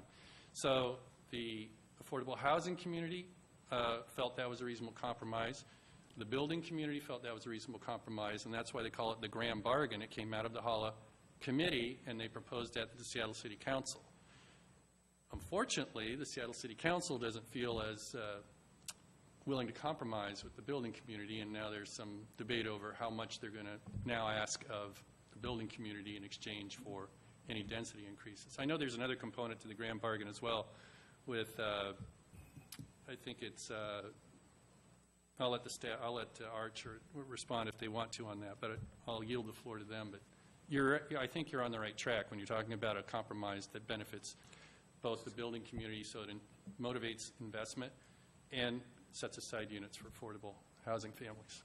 So to your point, I think what I would comment on is that you mentioned manufactured housing, and one of the things when you start looking at strategies, sometimes we were looking at like a product type, and some of the solutions may be more varied than just a land use approach. So like with ADUs, we said it might also be about community education, so people know what they are allowed to do. It may be other tools and strategies to help get more ADUs done. So with the manufactured housing one, we said it was put at the highest ranking because, as someone pointed out, if it goes away, you're not going to replace it. And so that's one of the reasons they made it the top priority. They did a similar thing with senior housing, but they didn't see quite the same. It's still tier 1 to look at senior, but they said the urgency is there for the manufactured housing because it's there today, and the issue is trying to preserve. Now, will zoning be part of the answer, or will it be incentives, or will it be direct assistance? That's what that strategy says, to look at the wide range of things, with the goal being, can we find a way to try to preserve some of that housing we have in our community? And same like with ADUs, is sometimes we have several different ideas listed under that one of different things to explore. So some of these will be taking a product type and saying, let's look at different ways we might be able to affect that happening. To the grand bargain comment, yes, in some areas it would be voluntary, but one of the things it was bringing about is that when the city did rezones, they would make it mandatory in those areas because they did give the density. And so there is sometimes a voluntary component, but there's other times it's mandatory, but it also comes in exchange with getting that density that the chair referred to. Yeah, thank you. That's all good information. I'll let other people go. Councilmember Curtis and Councilmember Smith. So I'm wrestling with two ideas, and I just don't know where they fit. So I was in Spokane recently, and the Uber driver who took me to the airport was a social worker trying to get enough money to get out of Spokane and back to Florida. But his passion was helping homeless people because as a kid he was homeless. And he said the most important thing is to give people a place that they can shower and put their stuff so it won't get stolen. And it doesn't have to be a particularly big place. So kind of hold that thought. Then the other, trailer parks run down. And I don't really see people like putting in lots of really new nice trailers. They just kind of run down. So what I'm thinking is, could there be some way to, as the trailer parks kind of phase out of their usefulness, could we put, I mean, I have a, camper on the back of a trailer, my truck that's 180 square feet, and, my wife and I and a grandkid could stay there for a week easy. My wife and I could probably stay for 2 months. But if a single person, 180 square feet, it's got a microwave and it's got a shower and it's really pretty comfy compared to living on the street. So I guess I'm wrestling with, could something be done better with these areas than just protect them as trailer parks? I don't know how that fits, but somehow it seems like there's got to be a better way. When I just ask a clarifying question, do you mean also help the buildings or the structures that are there be in good condition? Is that what you're alluding to, or no? Sort of just let them get dilapidated and haul them off and put something better. That's what I'm saying, right? Yeah, and it may be done either through replacement or fixing up the existing unit. We did help preserve one property in Redmond a number of years ago, and they did a combination of these kinds of things that you sort of described. And the main element was the private owner was bought out voluntarily and was brought in by a nonprofit who received some public assistance so that they could keep the land price reasonable so that it can continue in its current use. They also did some infrastructure updating. And then one of the things that group has done is some trailers over time get old and they've allowed others to come in, because sometimes part of the dilemma is some of the parks do close, and they are closing, and there was a lot closing in the 1990s, like in South King County. Sometimes not many trailers can be moved, but some can. So they've taken on their property. Some have moved on, or they've replaced some of the ones over time. But it's actively managed by someone whose intent is to long-term own it as manufactured housing, and because they do that, they understand the issue, so they sometimes help get rehab loans for some of the residents, or they sometimes replace trailers, or they even have some of the pads, because it's older, are very small, and so sometimes there are RVs that are essentially RVs that are there. So that's a place, if you're ever curious to see, that's located just inside the city limits of Redmond on Avondale. Councilmember Smith. I have a question, since it came up regarding the discussion and then apparent dismissal of the tenant protection measures. Right now in our city, with tenant landlord issues, are they fully regulated by either state or county regulations? Or where does somebody go, where does a tenant go with a complaint right now? There's the Landlord Tenant Act, which is a state legislation. Okay, so the county is, I knew the state was involved, but the county has no role in that then. It's strictly the state law. No, sometimes if people feel they're being discriminated against for some reasons, they may end up in King County, but it's a state legislation that is being enforced in terms of landlord-tenant relations. Okay, so if we, as a council, if we were to enact any changes to tenant measures, as it says in here, tenant protection measures, does that immediately bring us then as a city into the tenant-landlord dispute resolution business? Yes. If you enact a local provision, you would need to enforce a local provision. That's what I assume. So it really opens up an incredible can of worms that we have not even discussed as a council that I think is worth, if that's the avenue we're going to go down, that's a much broader discussion because that involves staff and everything else. That would be part of any discussion related to that. Okay, thank you. Councilmember Sperry. Thank you. I don't think this mic is working. I guess I'll just talk loud. Everybody's tired. We should have like a stretch break or something. Get some oxygen back in. As you well know, we're in a community that's in transition. I mean, all you have to do is look on one side of the street at what's going up, 5, 6 stories, and then over here, really right next to City Hall, where the land is being used much less intensively by the current mobile home park. And so when I don't think that in that particular case, trying to stop something that we've basically been trying to get going, which is to increase the density in our downtown and increase the development, is a really good strategy. However, every time I go by there, I think what's going to happen to those people. And everybody, not everybody, but that's a question I think that's on a number of people's mind. So to me, one of the things that I was hoping for is to have some more specific information in terms of, what are the protections. Obviously we've had other council members say, they can't take their houses with them. So I know that there's some state regulations, things like that. And of course, we have a very compassionate community, and I would hope that we would all pull together in terms of, different, all the groups, the Hope Links and the different ones to see what we could do to help people that are, at least temporarily going to need to find a new place to live or something like that. So I think that's really important to know. It may not be that we can, say, okay, we're going to stop the use of this land, because that's, not really a free market situation, but yet, it's a big deal. And I know that it's a question on a lot of people's minds. So I think, again, just to point out that these are the recommended strategies, saying that these are intriguing enough to put as a top tier to look further into it. So we don't have the answers, and you're raising a number of questions which, whatever strategy you decide should be the top strategies, we would have to address more comprehensively. So again, for something like existing affordable housing, whether it's looking at land use regulations or direct assistance or education or other kinds of assistance, we would explore all those ideas for whatever strategy is chosen. So I just want to kind of remind you that they're on the list, but we don't really know what that answer is. We're just saying they're intriguing enough that if Council agrees with the Planning Commission's assessment as to why they put these as their top strategies, then this would be a work program item to look further and explore the options and what can and can't be done and what is appropriate in Kenmore. Well, if I could, I'm not sure I made myself clear.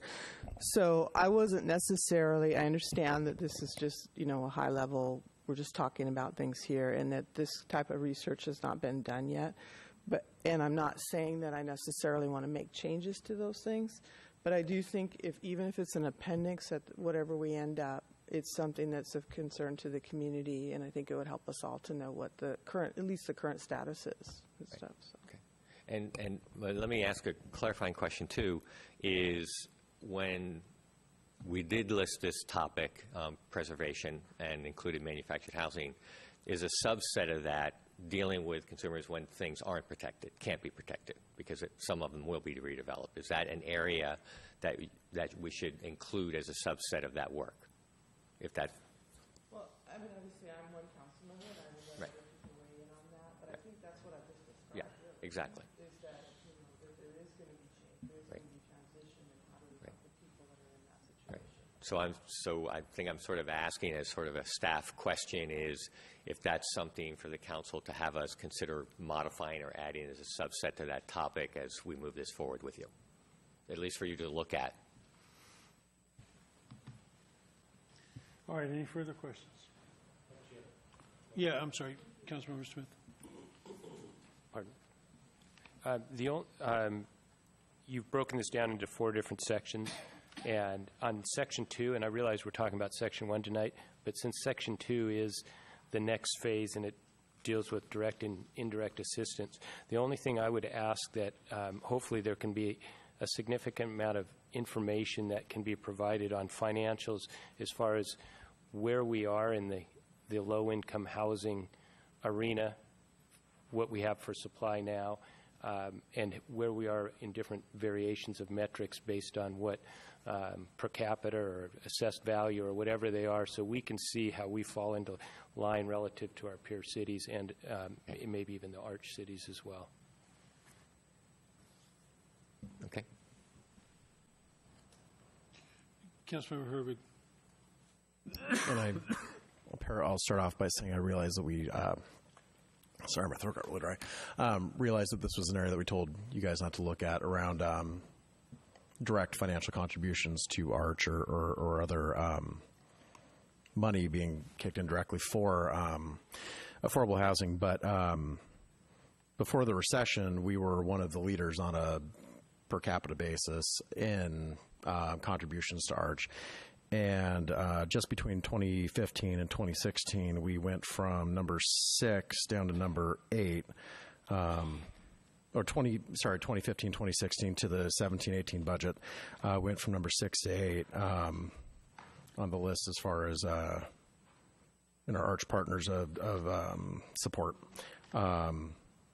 So our support has been falling since the recession. It continues to not keep up with our neighbors, and I think this is something, if we really want to, especially if we want to support the lower income, the 0 to 30, the 0 to 50, where King County's lost 45,000 units of 0 to 50 in the last 10 years, we do need to be looking seriously at direct financial contributions. So that's more directed to my colleagues than to you guys. But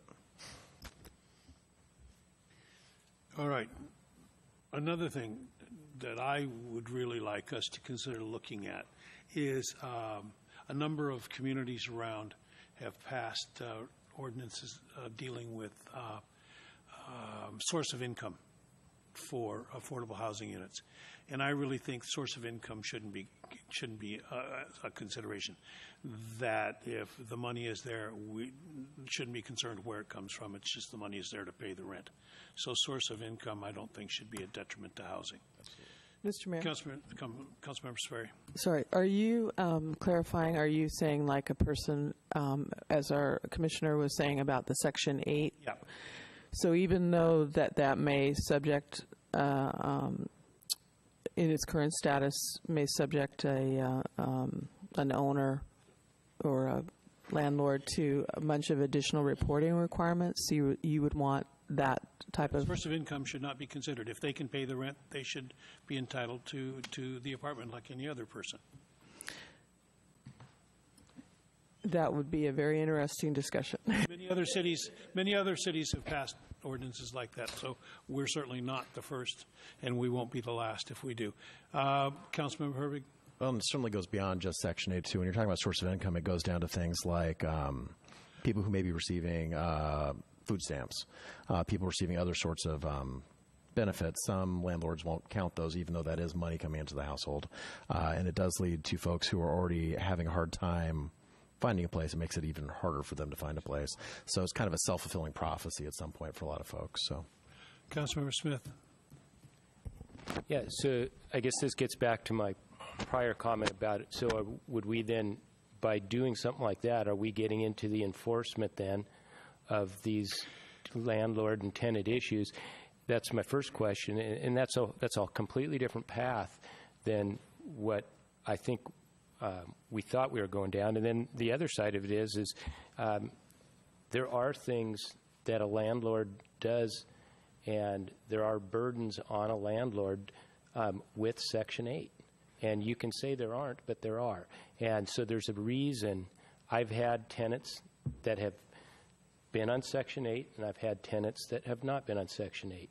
And there's a reason the market has an opinion about it, and it's because there are different burdens with it. And so to just make it seem like it's not a relevant issue, it is a relevant issue. And so you have to realize if you're going to go down that path, then that really is a completely different discussion, and you are opening up different types of investors. And that has nothing to do with what the commission, that was just something that I was saying that we should look at in addition. Okay. It's not related to this at all. It's just another part of affordable housing in a community that I think that we should look at. So, but okay. So on the commission's recommendation, any further questions? So I guess what we're being asked is to accept these 4 recommendations from the Planning Commission at this time. Then we will be having further discussions on them, I think, in February, and from reading in this, it's over the next 2 or 3 years. So, right, we're not actually asking you to make a decision on the recommendations tonight. We'd ask you to kind of defer on that till you've had a complete discussion on direct funding assistance and perhaps had the opportunity to think a little bit more about if these make sense or if there's any other changes that you would like to make. So we're not asking you to make a decision tonight. Right, I know we're not trying to make a decision on adopting them or that. Right. It's just we're going to take them away from them and bring them to us. Correct. Yeah, I think Right. we're good. So, is everybody agreeing with that? Well, that we're taking them, they've done their work for 16, and it's now coming to us, and we will be looking at it further. Is that what they're looking at? Okay. Help us. If you approve our work program next week, or at the same night. This is not part of the work, but this has been done. Thank you. Been done.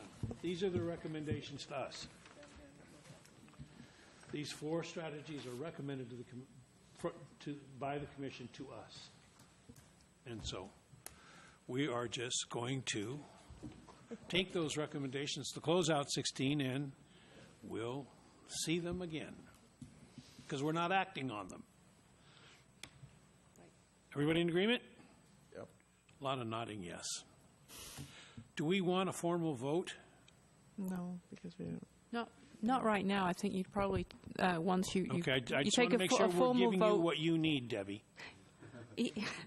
For tonight, yes. Oh, thank In you. the future, I think as we said with the docket, we have this as a placeholder item for a work program for the Planning Commission. So at some point, we would be asking the Council to give direction on which strategy to put on the 2017 docket for the Planning Commission. But we're not asking you to do that tonight. Okay. Thank you. That helps. Thank you. Thank you, Mr. Sullivan. We appreciate the work you do for us as a city, and thank you for your organization. All right. Thank you. Thank you very much. It was We've huge. got it. Next item on the agenda, then, is staff report. Mr. Carlinzy. Thank you. That was a good. It was good listening in on that discussion just now.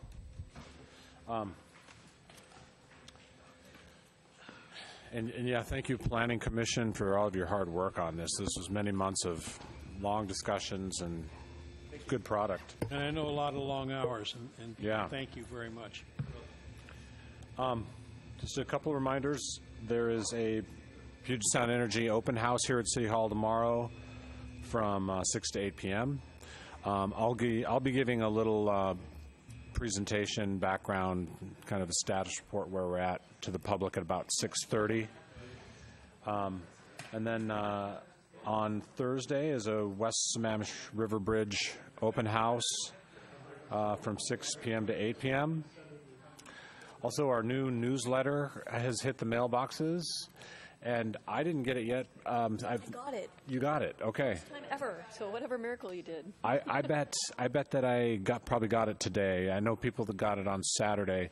So if you do not get it in the next day or two, please let us know. I want to make sure everybody's getting it, and you're a good way of sampling that. Also, Senate Bill 5138. I sent you all an email about it. I recommend that we weigh in support of it. It has to do with allowing, when a metropolitan park district is formed, allowing the tax rate to be limited at the time of formation. That way, it gets rid of gets rid of the blank check argument that we saw when Kirkland tried to put forth a metropolitan park measure. When was that? A year or two ago. So thoughts on that? Reactions? Yeah. Can you change it after you decide that limit, or is that the limit forever? It's the limit forever, but you can always go back to the voters to change it. Mm-hmm. Yeah, I've seen Okay. a lot of nodding yes. All right. And then, Your Honor, are you going to talk about the SCA nominations? Okay, great. And Nancy Owsley has a couple of updates for us. Good evening. Wanted to update you on a couple of items. As you discussed at your retreat in January about the federal lobbyist services, We are issuing an RFQ, request for qualifications. It'll be advertised in the Daily Journal of Commerce tomorrow and the Seattle Times on Wednesday. So that is underway. We expect to get proposals and responses back February 15th, and we'll go on from there. So we should be able to make some recommendations in March. And so we'll be moving that along. The other thing I wanted to let you know, and you have this at your places on the dais, I believe, is today Rob signed a letter which was delivered to Frontier assessing liquidated damages in the amount of $30,000. That covers 2015, 2016. That payment will be due to us in 30 days, and no other kind of remedies can be initiated for a period of 60 days from the time that assessment is made. So those are a couple of updates on things that we've been working on, and so we wanted to let you know what was going on. Any questions? Question, if you don't mind, regarding that, the Frontier thing. So is there anything else at all to share with any news on anything that they can offer, or have they said any, since we last discussed it, is there any movement and any progress whatsoever? Well, you'll see in the letter that the last time that we had a conversation with them, the city attorney and myself, they let us know that a couple of things have changed, actually, in these many years. One is that they have a video platform that they are satisfied with, and that actually came to them through an acquisition of AT&T assets in Connecticut. And they have completed the copper transmission facilities in the south end of Kenmore that would allow that platform to operate through that infrastructure. That's the good news. The bad news is that they don't expect this to be available to anyone in the state of Washington, and therefore Kenmore, until 2018 at the earliest. And they cited, gee, we took on new service areas in California, Texas, and Florida, and we have commitments there. And our response was, gee, you've had a commitment to us for many years. So and Nancy, that's one thing that has made some measure of progress, but not to our satisfaction. Nancy, you mentioned to me a while back that even when they do come to Washington State, we may not be the first city that they might go to true. More profitable or whatever cities before they come to us. Right. And so, Nancy, did you mention that we're doing a press release and we're going to make this public? As we've said this and mentioned at the retreat too, we are going to be doing a press release and just calling attention to those responsibilities that haven't been met for quite a long time, and that we're exercising the avenues that we can take. I encourage you to do it sooner rather than later. We will. Thank you. We're also, our residents are not being served with Frontier in that they don't even get access to Cairo. It's Como. Oh, Como. That's what I meant. Yeah, I did hear from someone that has happened. The city attorney looked into that a little bit. Donna, if you want to. That's correct. I looked at the franchise. The franchise does not actually require them to offer a specific cable channel. They're required, if we, for the public access channel, that's contractual. But it all goes back to federal regulations. So our franchise doesn't require it. I'm still looking to see if federal regulations do, but I'm still looking for that. So I mean, this is a major network, one of the 3 networks that's not being offered by Frontier only. So this is another way that they are letting our residents down. So anyway, is that it? Just one more thing. Debbie and I, and I think Nancy, are going down to Olympia on Thursday, I think for our 4th presentation in front of the Washington State Parks Commission to talk about the proposed ball field project. And I believe a couple of council members may be coming as well. Councilmember Smith and Mayor Baker, perhaps? Mayor Baker, no. Oh, that's right. You're going to be out of town. I knew that. Yeah. So stay tuned on that. We'll be hopefully advancing the ball forward. Is that a pun? To get Parks Commission approval on this proposed ball field lease project. That's it. Thanks. Comments, reports, initiatives. Councilmember Smith. I got to go to the Incubator open house a week and a half ago, and that was good. It's always good to talk to some good, spunky incubatees and all their energy and stuff. So it's just renews your spirit in entrepreneurship, just having the conversation. So love that. City manager did a fantastic job at the State of the Union, or State of the City. State of the Union. Actually, he would have done a very good job at the State of the Union, but it was just State of the City. And that was really, he did a fine job. And yes, we did get our newsletter, and I specifically was telling Brenda how good it was. Yeah. I thought it was a really well done newsletter, and so. Oh, good. I'll pass that on. Thanks. Okay. Thank you. That's it. Councilmember Sperry. Well, thank you. I always feel like we should start at the other end sometime because a lot of us say the same thing. But I actually had never heard city manager do the State of the City address, and it was great. He had music. We had both rap and another song which I didn't know, but everybody else seemed to be bouncing to it. And then that new Justin Timberlake song. Okay. Yeah. Okay. But you know what I loved about it was not only do we have a great story, and we have obviously you telling it in an enthusiastic way, is you started with a quote from your wife. Now that was really smart.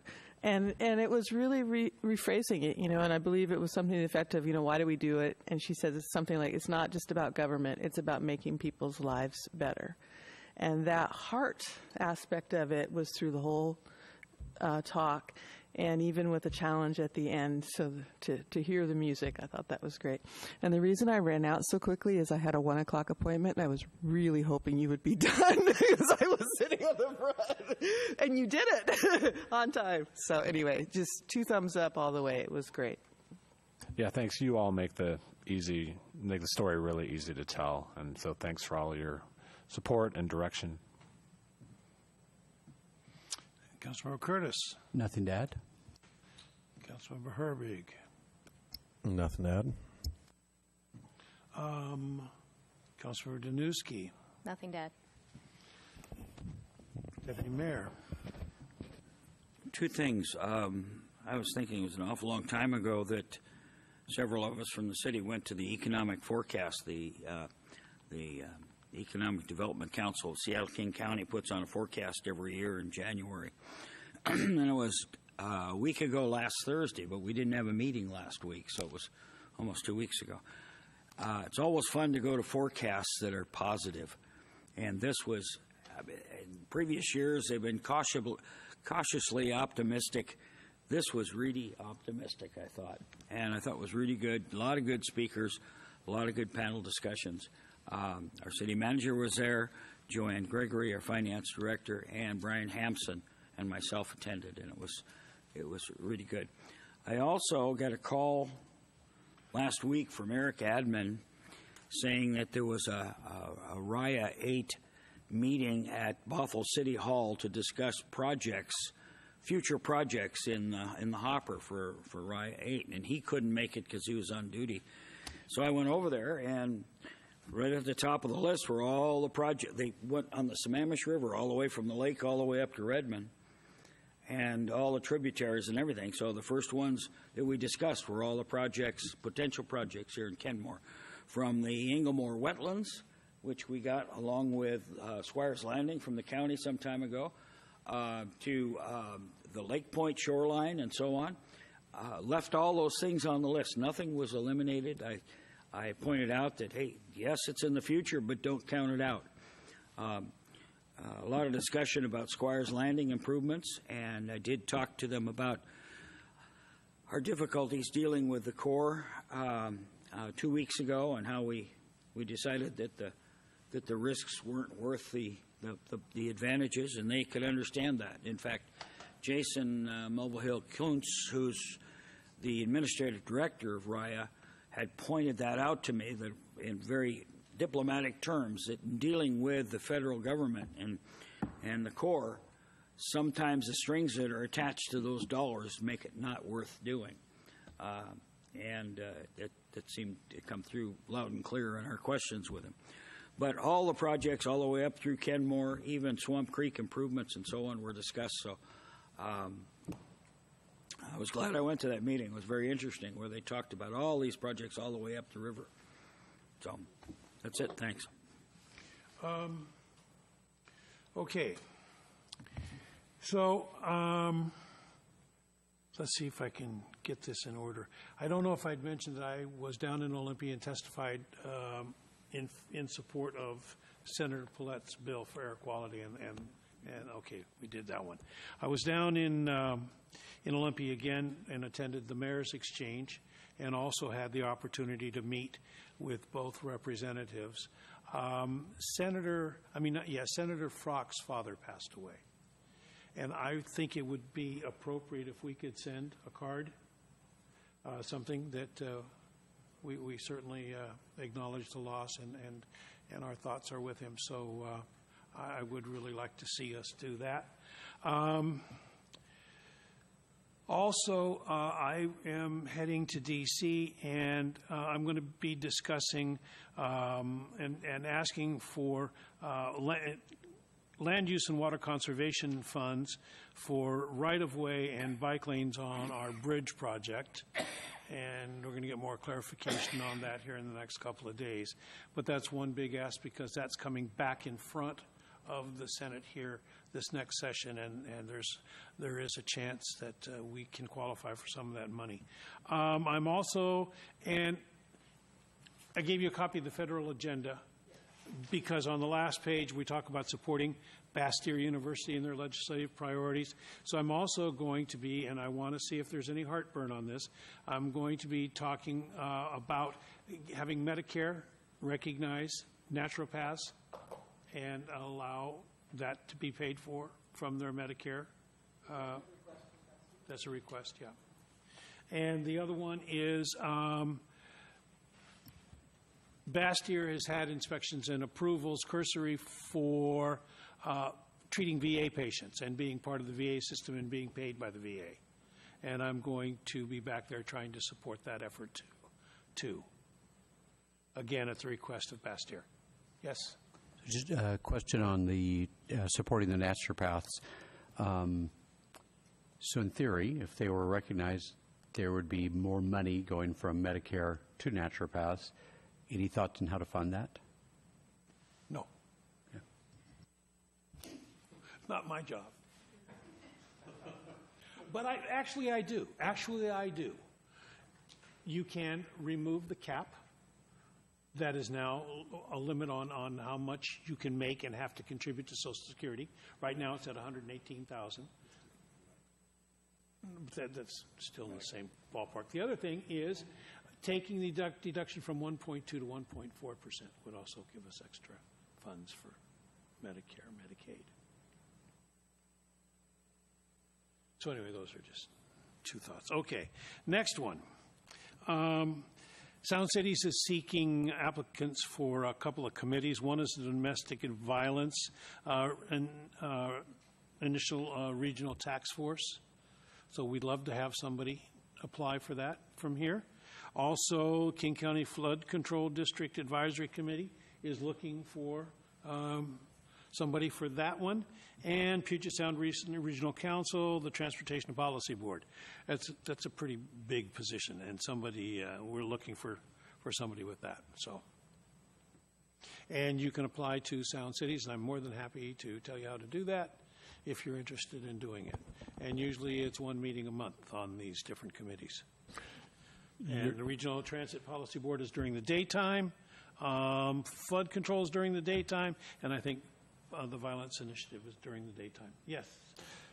Yeah, of all these, the Transportation Policy Board is a pretty big deal. And Councilmember Sperry, didn't you serve on that board many years ago? I was on the executive board. Okay. So it was one step up from there. Correct. Yeah, it may set the stage, however, to actually get on the board itself. But it will. Yep. And so it meets on the second Thursday of the month at 9:30 in the morning down there on Western Avenue in Seattle. So second Thursdays, 9:30 in the morning for about 2 hours. So it's half your day. But it's an important board. And also the Flood Control Board as well. There's lots of funding opportunities that you can learn from by being on that board. And they meet monthly between March and August. I was on that at one time. That is really a boring committee. There's a sales pitch. Yeah, Glenn Rogers was on it too. So, if there's any takers, let us know. That was a hard sell. Not raising hand. One last thing. It's official. Last week, I was appointed president of the Sound Cities Association. So, I don't know about that, but anyway. So that's 38 cities in King County that we got Bellevue finally into the fold. So, is that the board chair? Huh? You say president of the Sound board? Cities? The No, board? of Sound Cities. Oh, okay. Yes, of the board of the organization. Yeah, right. Okay. Of the organization. Yes. So I'm going to get a real lesson here. I'm going to be going around to every city in the county, attending a council meeting, and finding out more about what's going on in our region. So that should be fun. Anyway, as long as it doesn't interfere with our council meeting. Our council meeting is first. So anyway, yes. Go ahead. Yep. I also had a request from Davina Doer, the deputy mayor of Bothell, to attend a meeting, 2 weeks ago now, about the congestion in 405 north of Bothell between 405 and Linwood. And their new senator, Guy Palumbo, was there along with several other people from various communities. And the discussion was around how can we accelerate that solution to the congestion that's up there, and how it can enhance the BLT that's planned on BRT. Yeah, BLT, there you go. I'm hungry.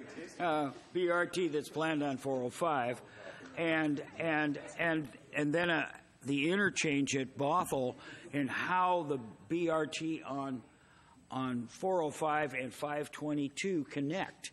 And so it's all interrelated. And so they ask for our support, and it may be in the future needing our support on any legislation, letters, and that sort of thing to push this along.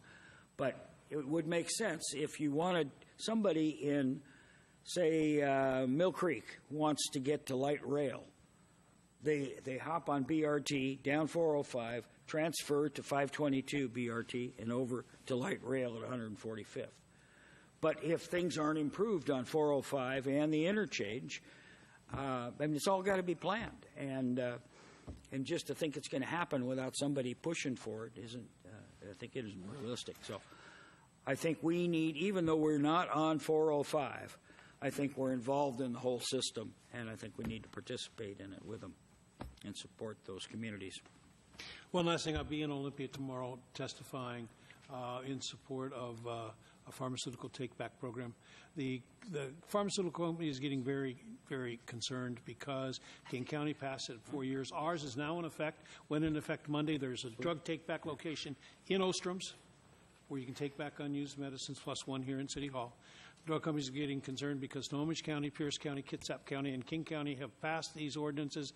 They're worried they're going to get a whole bunch of ordinances throughout the state. They want one ordinance, so they are now in favor of getting something done, although weakened. So I'm going down and testifying in support. So with that, if there's no more business. Yeah, I'd like to have one-on-ones this week. You will? We're adjourned. Rob?